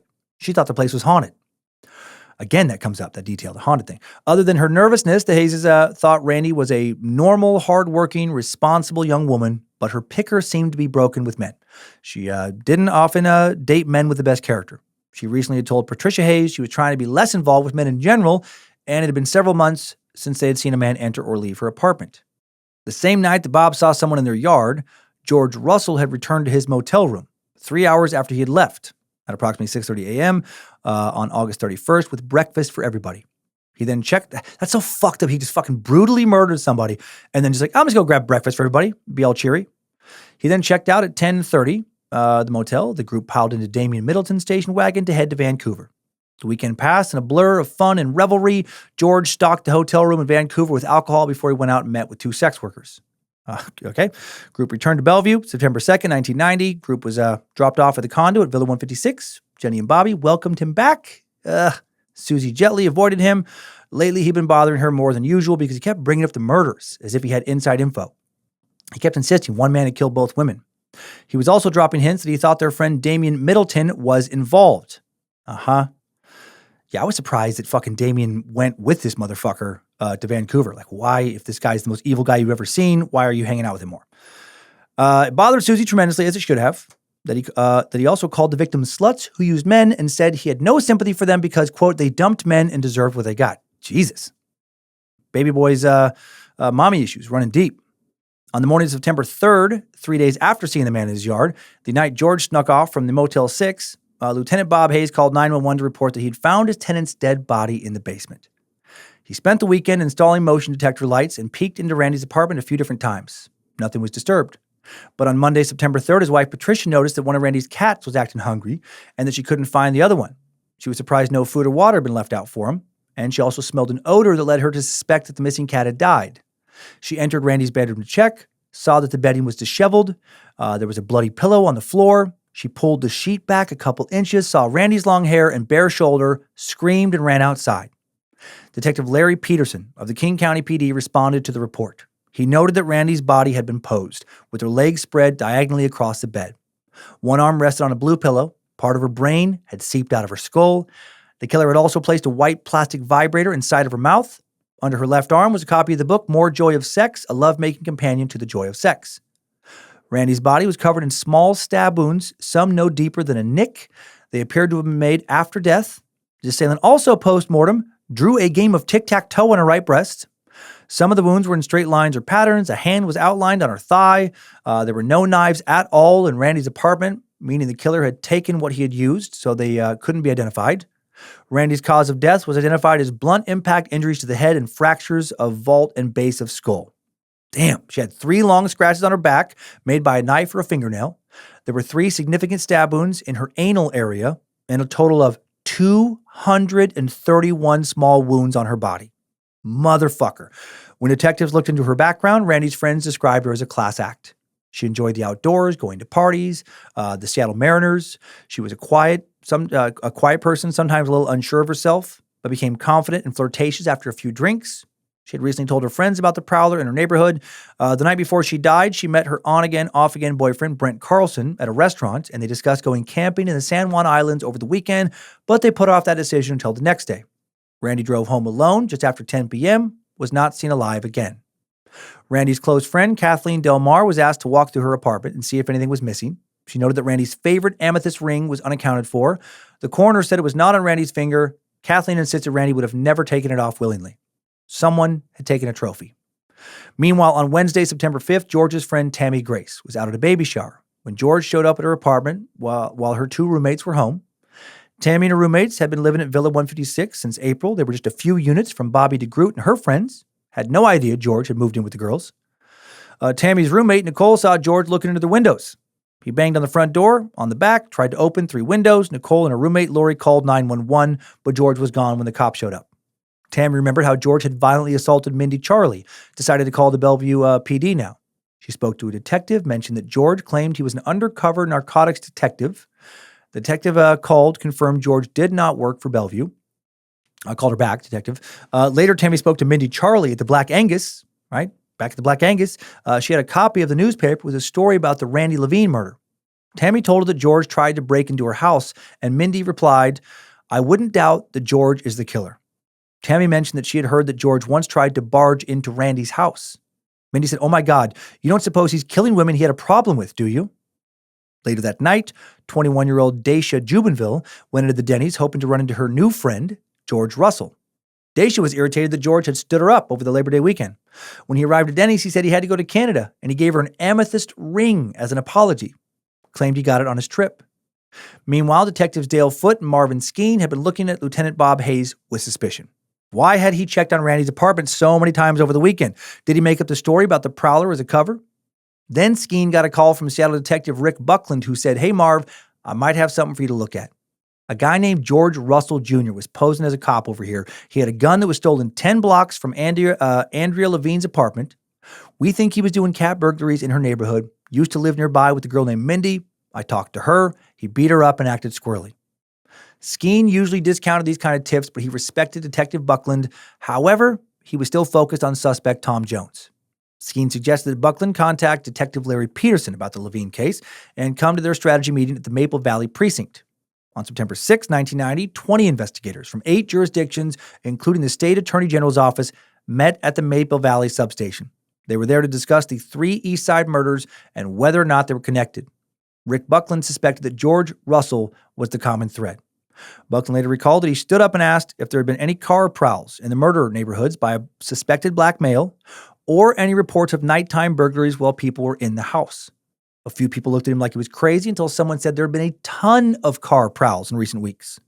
Someone else said that around the time of the Carol Beath murder, an older couple woke up to a black male inside their home and that he had had a flashlight. Buckland knew that was George's signature. After the meeting, Buckland spoke with a few other investigators. He insisted that the killer had to be a nut, somebody like Russell. He brought up George's habits, living with teenagers, hiding things in the woods, creeping around at night, beating women. Also argued that the 3 murders were connected even if they couldn't yet tell the press. He said, quote, "Look at the similarities, the posing, the time spent with the bodies, trying to hide the faces, degradation, the age and type of victims, the type of places where they hung out, the method of killing. Think of this mathematically. If you don't have a serial murderer, then you've got 2 or 3 different psychopaths working the same area at the same time. How many times do you see cases like this in 10 years, let alone 3 of them in a few months?" Shortly after this meeting, Detective Mike Bechtold of Bellevue, quote, "finally woke up from my sleep," in his words. He recalled that 11 weeks earlier, he had watched George escort a drunk woman out of Papagayos. He hadn't thought much of it at the time, nor had he given it much thought, had he given much thought to the angry man Smitty, who was looking for his truck. When Detective Marv Skeen told him they were looking at his friend George Russell, his, quote, whole brain lit up. Bechtold informed Skeen that George left Papagayos that very night with the woman in someone else's truck. He didn't know the name of the truck owner, but he promised to look into it. Slowly, the pieces are coming together. All of them are pointed at George Russell. On September 10th, 1990, Detective Rick Buckland called Tammy Grace now, who told him George regularly hung out at Papagayos and Denny's and had been permanently banned from Black Angus.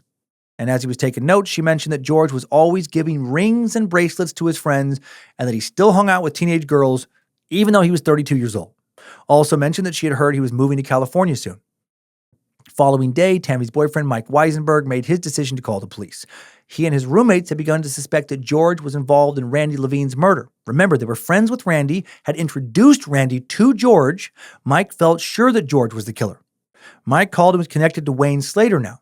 Said he knew who killed Randy. He mentioned that Randy had suspected George of stealing money from her purse before she had died. The detectives then asked Mike if he knew someone called George Mike, which was his own nickname. Mike said he knew the guy pretty well, could put him in touch. He ended up telling the detective everything he knew about George. At almost the same time, Tammy Grace was being interviewed by Detective Dennis Dingfield in Bellevue. That's a pretty funny name. Detective Dingfield. Better than Dingaling.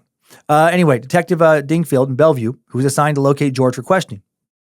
Dingfield gave Tammy his number, so hard not to say Dingaling, told her to contact him directly if George ever tried anything. On September 12th, George and Bobby were together again now, hugging and kissing, as usual. For fuck's sake, Bobby, snap out of it. Oh, to be 18. Bobby got frustrated with him when George pulled away again. Dude won't or can't have sex with a young woman who actually cares about him, I guess. He's too fucked up inside. Also present in the home were George's friend Cheryl Lynn Bartholow, Jenny, and one of her boyfriends. When Bobby pushed George for answers as to why he always shut down when things got hot and heavy, he became frustrated and left with Cheryl.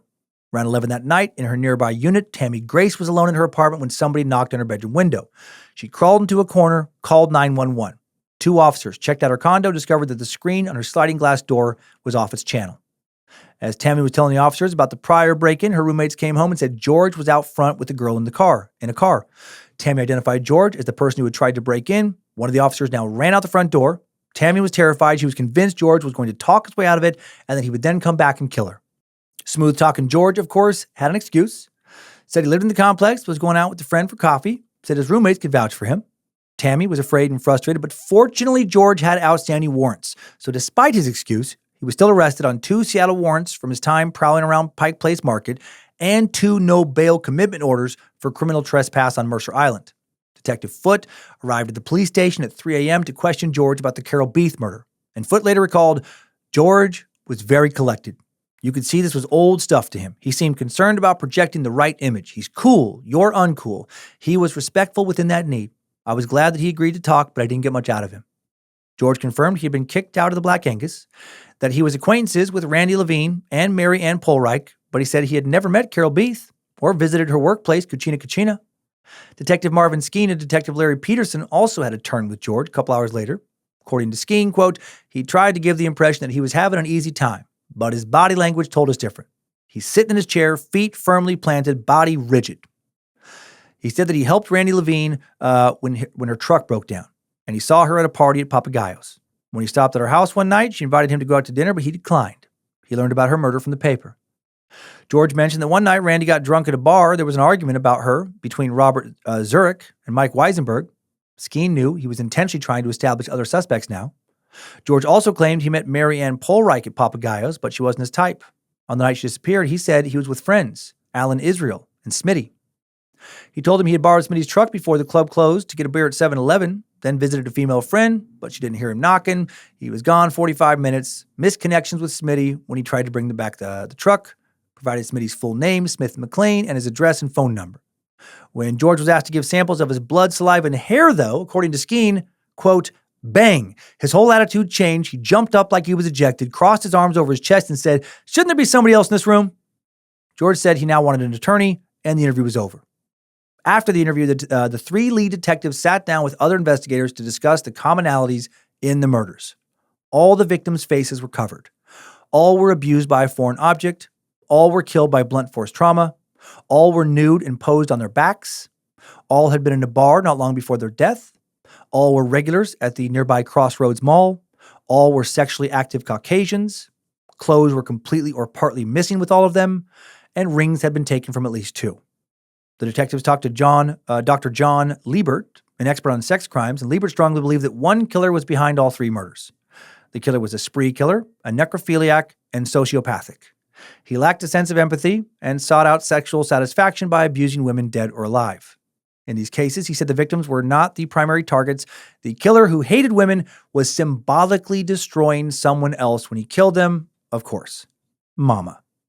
Same morning, the girls at Villa 156 were getting ready to go to their respective jobs when George called and warned them the cops were about to show up to search the place. He wanted Jenny to take his belongings and bring them to her parents' house for safekeeping.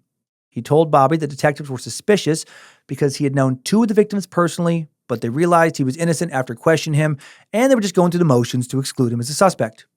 Shortly after 2 p.m. on September 13th, detectives Foote, Skeen, and Peterson approached Susan Jetley at her workplace.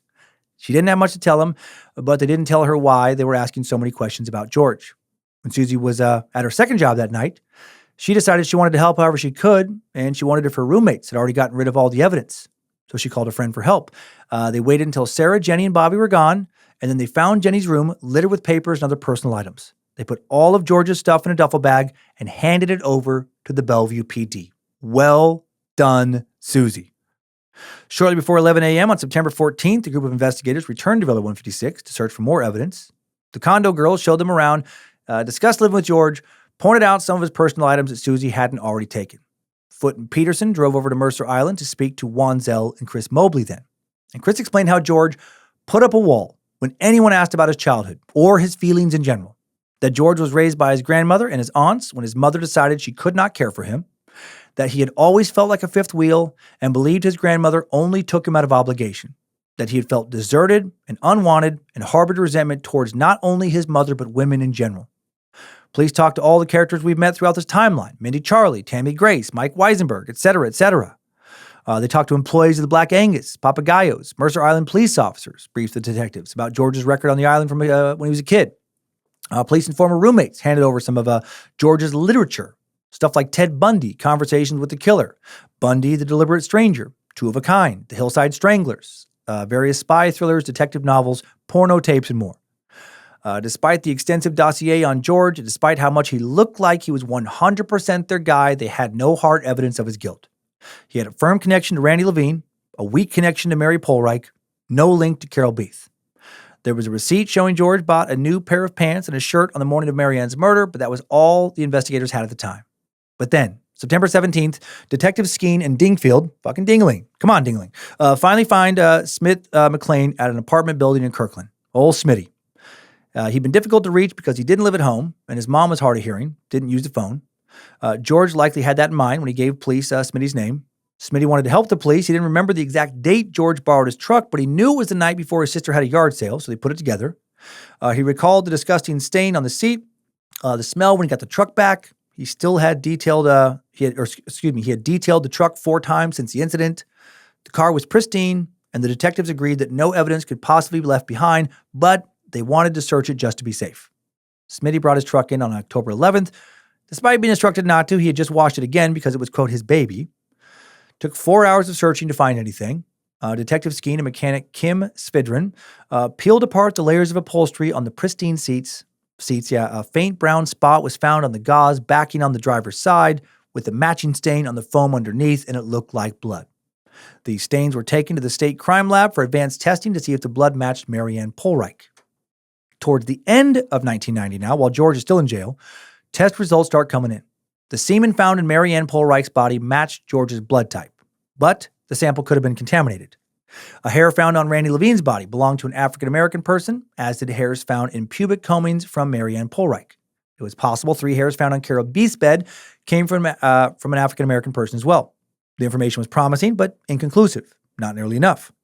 The Washington State Crime Lab did a few more tests, determined that the hair found on Randy Levine's body was a, quote, buckled body hair, which exhibits many of the same microscopic characteristics as the control pubic hair samples from George Russell.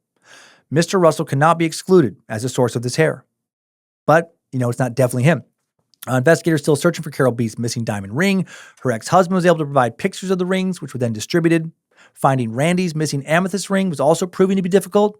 Detective Foote was finally able to link George to Carol Beath after speaking to G.B. Coffin, that former Black Angus bartender who had George permanently banned. She revealed that George hated her after she had him banned, and she believed he dumped Marianne's body to, quote, get even. She believed he killed Carol because she was one of her best friends and he had seen them together. He gave them a dirty look when he saw them talking about him shortly before Marianne was killed. Then around Christmas time, Laura Green, George's former underage girlfriend, received a long letter from the King County Jail. The letter fondly recalled the good time she and George had on Mercer Island, alluded to serious conditions, suggested she contact his friend Lynn Brown. A few days later, Laura read the paper, saw that George was a suspect in the East Side murders, and she knew manipulative old George was trying to revive old feelings so she'd stand up for him in court. And then more results continued to come in. A private lab performed DNA testing, concluded that the blood found in Smith McLean's truck, old Smitty, was a DQ alpha subtype found in only 6% of the white population, including Mary Ann Polreich. The sperm found in Mary Ann's body was found in just 8% of the black population, including George Russell. They're getting closer, but it's still not enough. January 4th, 1991 now, Detective Marvin Skeen presented his findings to the King County prosecutor. He believed the Mary Ann Polreich murder was unplanned, but the others were premeditated. According to Skeen's theory of the crime, George convinces Mary Ann to join him in Smitty's truck for a drink. He wants sex, and we know from her personality she would resist. He loses his temper and kills her.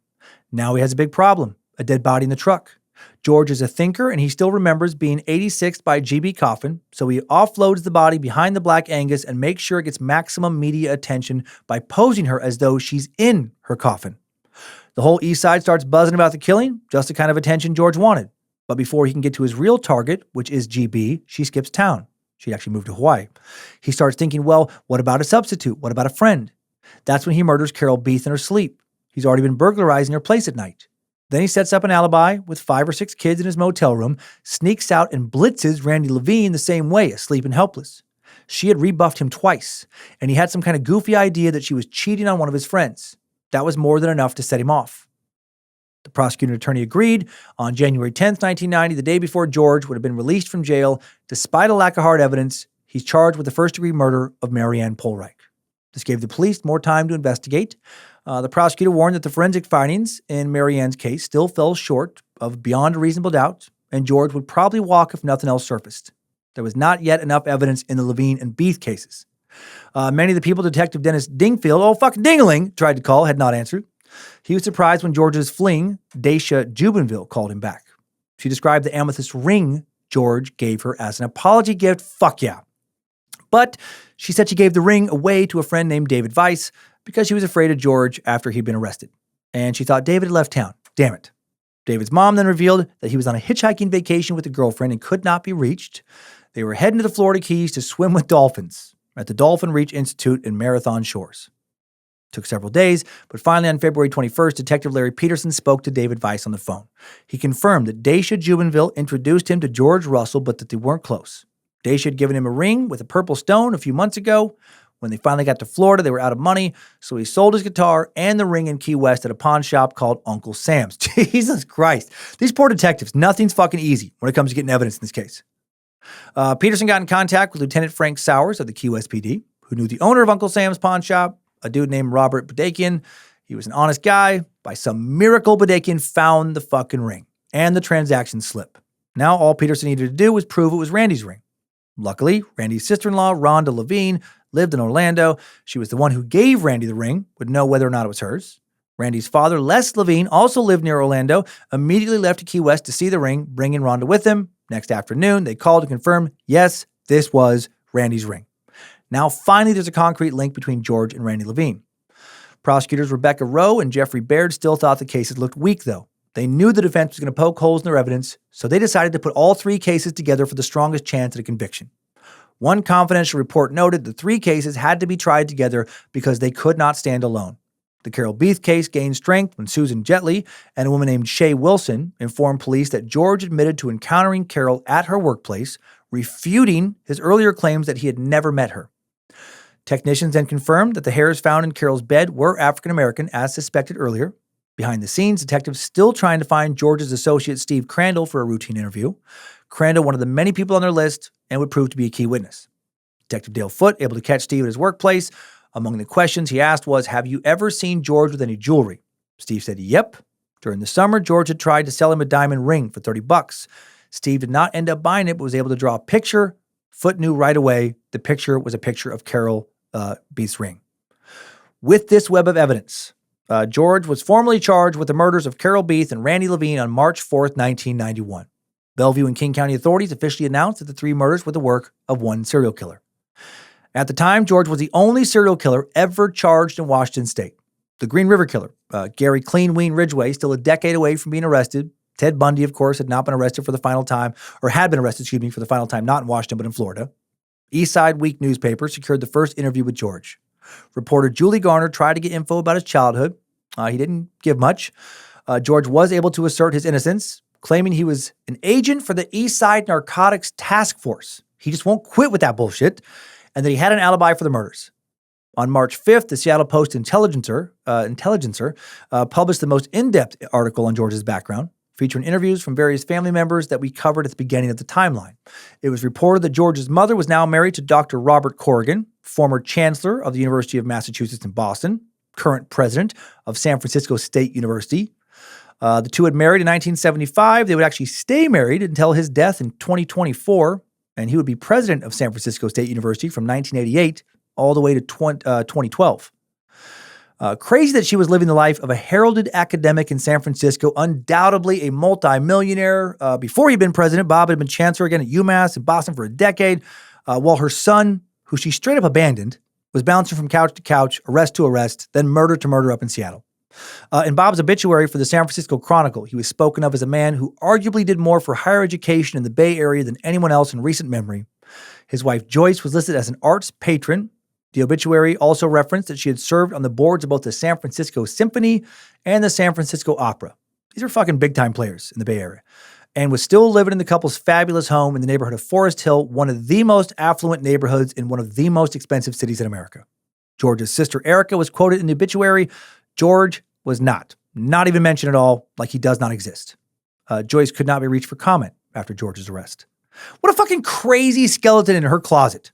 God, I wish I knew more about the true relationship between her and her son. Despite all her accomplishments and the life she had built for herself, it sure seems like where George was concerned, she just couldn't be fucking bothered. George's trial started September 13th, 1991, lasted 5 weeks. Court reporter William Kramer called it the most gruesome trial I've seen in 21 years. Deputy King County prosecutor Jeff Baird pointed out that George was acquainted with each victim, that he had told friends the victims were sluts who used men. The defense attacked police procedures, questioned the credibility of the prosecution's witnesses. Public defender Brad Hampton told the jury that if George were indeed a serial killer, there would have been more victims. Hampton also claimed that Carol Beith's boyfriend, who left his fingerprint on a soda can in her house, was the one who killed her.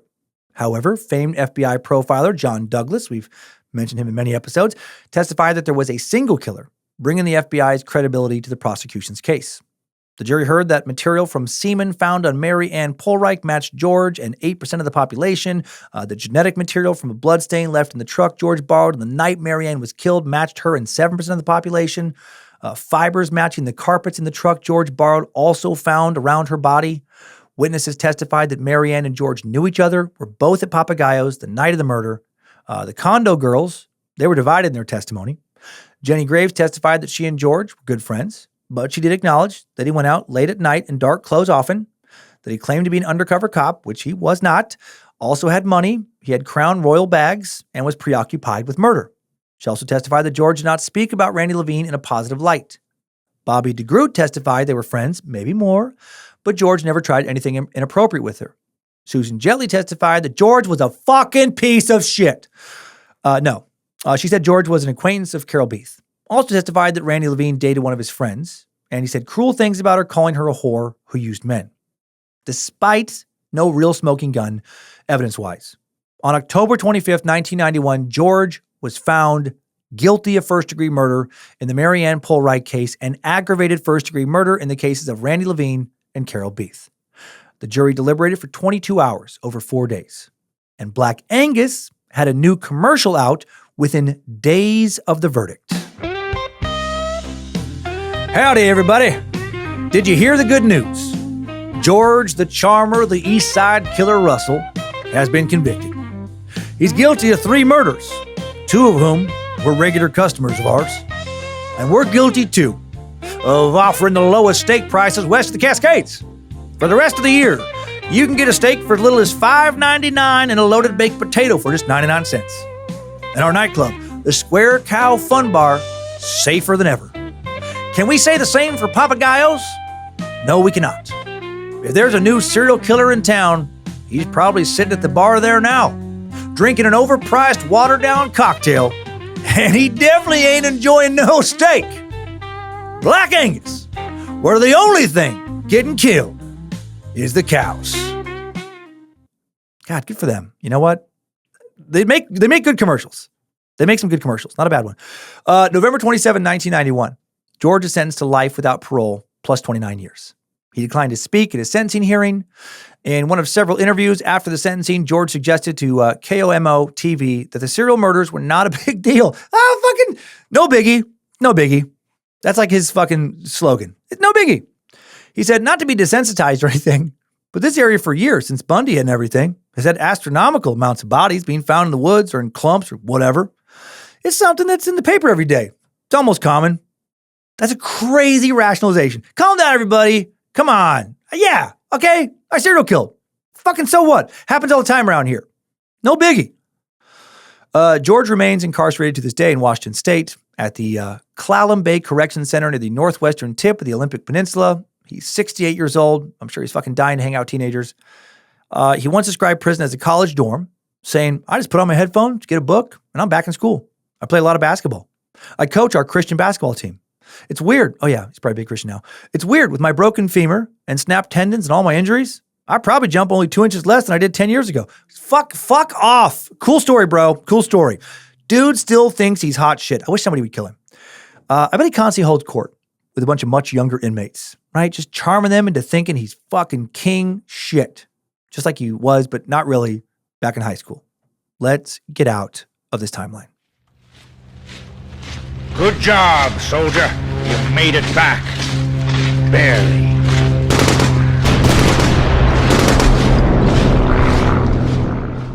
The East Side Killer, the charmer, George Russell. Hate that he killed 3 women, of course, but glad that his murder spree lasted less than one summer. Killed all his victims between late June and late August 1990. Had he not gotten caught, I mean, he almost certainly would have killed a lot more people. He was just killing at a rapid rate.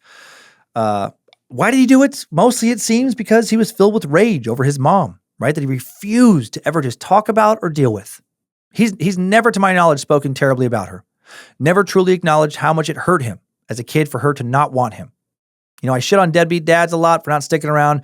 And, you know, George had a deadbeat dad as well, who's never around. But obviously you can have a deadbeat mom too, even a super successful one. You know, they can also bounce. I wish I knew more about Joyce. She came from very little. She built quite a life for herself. But the way she built it, it seems like Georgie was collateral damage. Was it just a lot easier to keep climbing if she didn't have to raise George? What's the real story there? I mean, she did take care of Erica. Why her and not him? We'll probably never know. Good reminder, though, just to love your kids, even the difficult ones, make them feel special, build them up, be there for them. Because nothing, it seems, can fuck up a person more than giving them strong mommy or daddy issues. Or both. Maybe George still would have ended up becoming a monster had both his parents stayed in his life, but I highly doubt it. Time for the takeaways. Timesuck. Top 5 takeaways. Number 1, George Russell grew up feeling unwanted. His dad was never in the picture. Mom essentially abandoned him a few times, left him in the care of his grandma when he was an infant. Several years later, she retrieved him to go live with her new husband. The family moved to Mercer Island, Washington eventually, but then George's mother left him again, moved across the country with his half-sister. It was clear that George's stepdad didn't really want him around either, or his stepmom. He was kicked out of the house multiple times for stealing and behaving inappropriately towards his stepfather's new wife. Did no one want to be around George from an early age because he was the problem, or did he become a problem? Largely because no one wanted him around at a young age. Number 2, like many serial killers, George's crimes escalated over a long period of time. He started off with cat burglaries, breaking into people's homes and stealing, then sometimes watching women as they slept. Spent most of his nights prowling around Mercer Island, like a lot of nights. Many who grew up with George thought he was odd, but generally harmless. There were only a few who suspected there was a sexual motive to his crimes, or that he would escalate to rape and murder. Number 3, were it not for Seattle detective Rick Buckland, George might have gotten away with murder for a lot longer than he did. While other investigators discounted leads that focused on George, Buckland remained confident that George was the fucking guy. He encouraged other investigators to look at him as a serious suspect, and they found circumstantial evidence pointing to George as a killer long before the forensic results confirmed their suspicions. Number 4, George targeted the victims because he believed they had wronged him in some way. Marianne Polreich likely rejected his advances. Carol Beath was close friends with the bartender who got George permanently banned from his favorite nightclub, the Black Angus, and Randy Levine had also rebuffed him. One expert also theorized that George's attacks were symbolic, represented his hatred of other women in his life, probably his mom. And number 5, new info, a possible lone survivor. There is one unconfirmed attack linked to George Russell, perhaps the only person who survived an attack by him. At 2 a.m., September 9th, 1990, just a few days before he was arrested, 16-year-old Nicole DeVita dropped in on her friends at the Landmark Apartments, less than a mile from Villa 156. Recently, there have been reports of a half dozen burglaries, numerous prowling reports in the area. After spending an hour and a half with her friends, she walked back to her family's unit in the same complex, but was locked out. Tried to wake up her brother Tony by loudly whispering outside his window, threw some pebbles, sticks, and rocks at her brother's window, but he did not respond. She gave up after about an hour, walked towards the back of the apartment to wake up her parents. Then a strange man emerged from the shadows and asked, "Oh, Tony's your brother?" Nicole told him she was trying to get into her apartment. He then checked the front windows in front of her, confirmed they were locked.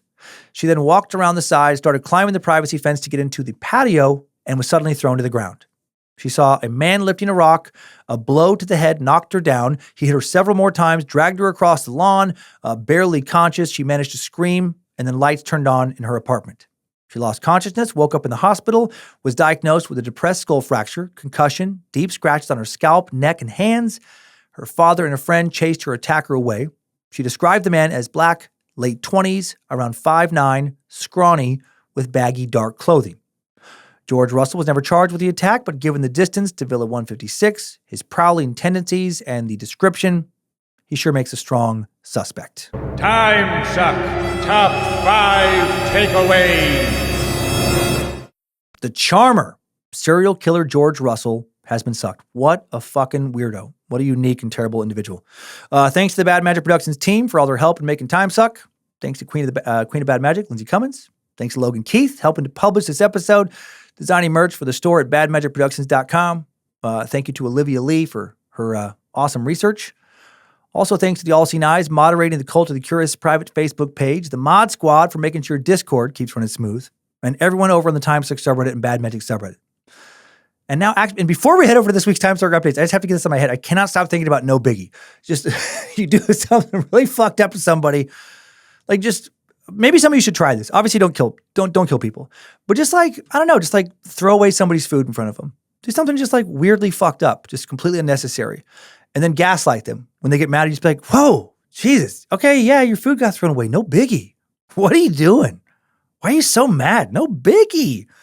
You know, borrow their car without asking when they get mad about it. Whoa, hey, man. No one's dead. No biggie. What are you doing? Okay, now that I have that out of my system, now we can head over to this week's Timesucker updates. Updates? Get your Timesucker updates. Couple quicker ones today because I've been talking for a long time. The first sent into Bojangles at timesuckpodcast.com by a longtime sucker choosing to remain anonymous was sent in with the subject line of Turtle Boy the Terrible. They wrote, longtime listener, first time caller. Use a fake name, I guess. Call me Hang Dang. All right, Hang Dang. I'd like to keep my name private only because you'll understand after reading this, I'm a Massachusetts native from birth to now. Turtle Boy is a blogger who was a high school history teacher. For years, his identity was kept a secret for good reason. Whilst he was uncovering corruption, he would also target genuine people he perceived as corrupt or untrustworthy, usually including incessant name-calling and very horrible accusations of their corruption. Anytime he featured someone, it created so much discourse in their everyday lives, often being harassed by his turtle writers, his dedicated fan base, to the point that some people I actually know have become reclusive and have contemplated things that would be very final. Oh man, that's so fucking sad. He has done some good, but mostly he is a terrible man. Sorry for the length, not the girth. 3 out of 5 stars. Love ya. Hang Dang. Oh man, well thank you, Hang Dang. Yes, the Karen Reed episode was a complicated episode. You know, in terms of just how many people were involved, many of them related, a few of them with the same fucking name. so I didn't focus too much on Turtle Boy, but I did see a lot of others online, a lot of other people online whose sentiments echoed your own there. Basically that he helped Karen's case a lot, was right about a lot of stuff regarding that case, but also is a self-righteous fucking asshole who goes way too hard on people way too quick, even if there's no evidence to do so, and has caused a lot of good people a lot of problems. So thank you for sharing that from a local's perspective. Next, another anonymous sucker, a fucking stupid sack, JK, sent in a message with the subject line of Cummins Lot. It got me, they wrote. God damn it finally got me. And I think this might be a new one. Yes, it is. My job is essentially sitting in front of a computer, clicking buttons for 8 hours a day. During that time, I'm on a heavy podcast rotation. I'm not keen on wearing headphones all day, so I'm usually blasting your podcast out of one of my computer speakers. I work alone, but my office is public if somebody wants to walk in. I know where your head might be going already, but I am very careful. If I get up to use the bathroom, I pause the podcast. My mute trigger finger is fast. All that being said, I do architectural renderings, which include video walkthroughs. Those walkthroughs are usually accompanied by my sensual mush-mouth narrating, providing questions and concerns. Well, this particular day, the client specifically asked me to keep my voice out of it. Just a video, no sound. So what did I do? I loaded up the model, activated the screen recorder, muted the microphone, and got after it. About 3 minutes in total. It's a massive storage unit project. Not sexy by architectural standards, but big budget and important clients. I uploaded the video to unlisted YouTube, sent over the link, fast forward to the next morning. Hey, blank, video looks great. I'm going to need you to remove the vulgar audio though. My heart sinks. I pull up the YouTube link, hit play, and here, I forgot about that slang term for breasts. What a weird one. Why cans? I guess firm breasts maybe?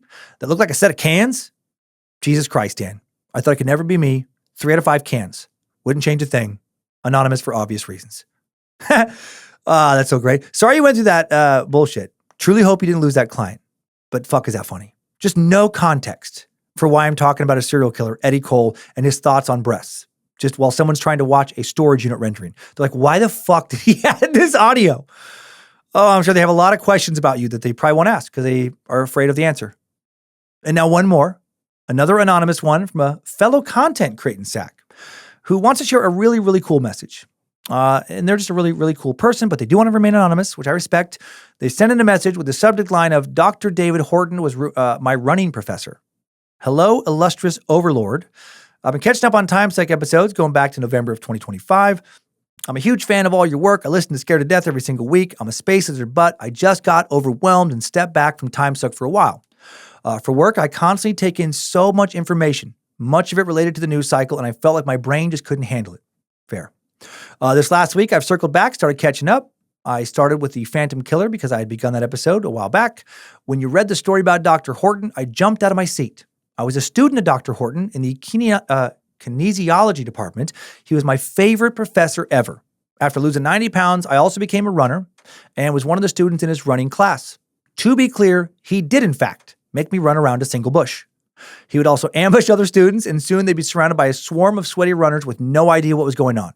He was the quirkiest, most inspiring adult I've ever met. He was so funny and so fully alive, and even after 7-way heart bypass surgery, he was back on a bike once he recovered. Dr. Horton inspired my love for running. He coached me, built my confidence, even trained me for my first marathon. But more important than that, he said something to me that has stayed with me my entire adulthood. I'd stop by his office to ask some questions, and once we finished talking, I walked down the hallway to leave. I heard him shout after me, "I believe in you, girl." I grew up in a tough family, lots of abuse, and a very religious, high-control group.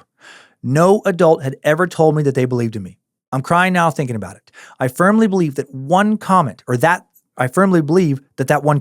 part of the domino effect that changed my life 2 years later, leading me to a creative career I could have never dreamed possible at the time. As much as I love the sweet sounds of your mush mouth, I'm so glad I took that break because I needed to hear that story and remember Dr. Horton right now. My career is booming, but I'm burnt out and anxious. My mental health has been really struggling. I'm closing on a house in a week and I'm scared shitless because I'm betting on myself and scared I'm going to fail. And now, because you are cutting onions in here, I have tears in my eyes hearing, "I believe in you, girl," in the back of my head. Thank you for all you do. I can't express enough how you and Lindsay keep me afloat and inspired. If you do share this, please keep my name anonymous. You can just say M if you like, but please shout out Dr. Horton and professors like him who believe in their students enough to teach us how to fly. I hope everyone who listens knows just how life-changing a comment like that can be. Sincerely, M. P.S. There's a documentary about Dr. Horton called The Runner, and it's well worth the watch. Oh, M, I'm excited to talk to you personally down the road. Truly, but for right now, after checking out a lot of your content, I believe in you too, girl. Seriously, you have fucking got this. You're so fucking smart. You're so talented. Keep going. Take care of yourself. Eat well. Get good sleep whenever you can. Keep being you because that's why it's working. Pay more attention to the good comments than the bad ones. Find little moments to reflect and feel proud of yourself for what you've already done, which is so much. Remind yourself from time to time that you believe in you because that's the most important thing. If you didn't, you would have never made it this far. So you've certainly earned the justification for that belief. And your message is so important. We all need someone to believe in us. My Papa Ward, maybe even more, his wife, my Grandma Betty, they always believed in me. My Grandma Betty still believes in me so much since I was little. That belief has gotten me through so much bullshit. Without it, I would not be who I am. So anyone listening, make sure you tell people who you do believe in that you do believe in them, right? Say it out loud to them. Let them know you could literally change their life. Hail Nimrod, you beautiful bastards. Thanks, time suckers. I needed that. We all did.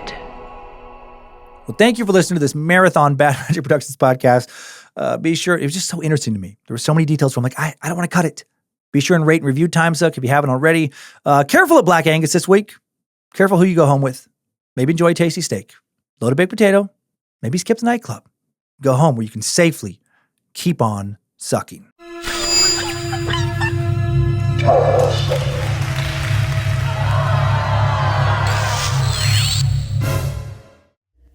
Bad Magic Productions.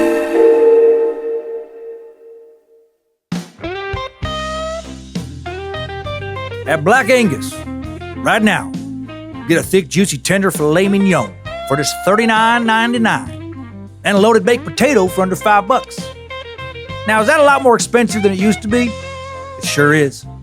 Times have changed. Money don't spend like it used to. But I'll tell you what hasn't changed in all these years. Good customers getting murdered by sadistic necrophiliac serial killers who frequent our establishments. That doesn't happen. Not on our properties, at least. You can still enjoy a steak, a nice cocktail, or a dance in one of our many lounges. Well, some of our lounges, not too many. They're mostly just places where people watch football games now, but that's not the point. The point is Black Angus is safe, goddammit. Now, is Papagayo safe? I don't know. I don't even know if they're still around. They're probably not. But if they are still around, steer clear, friend, unless you want to get killed.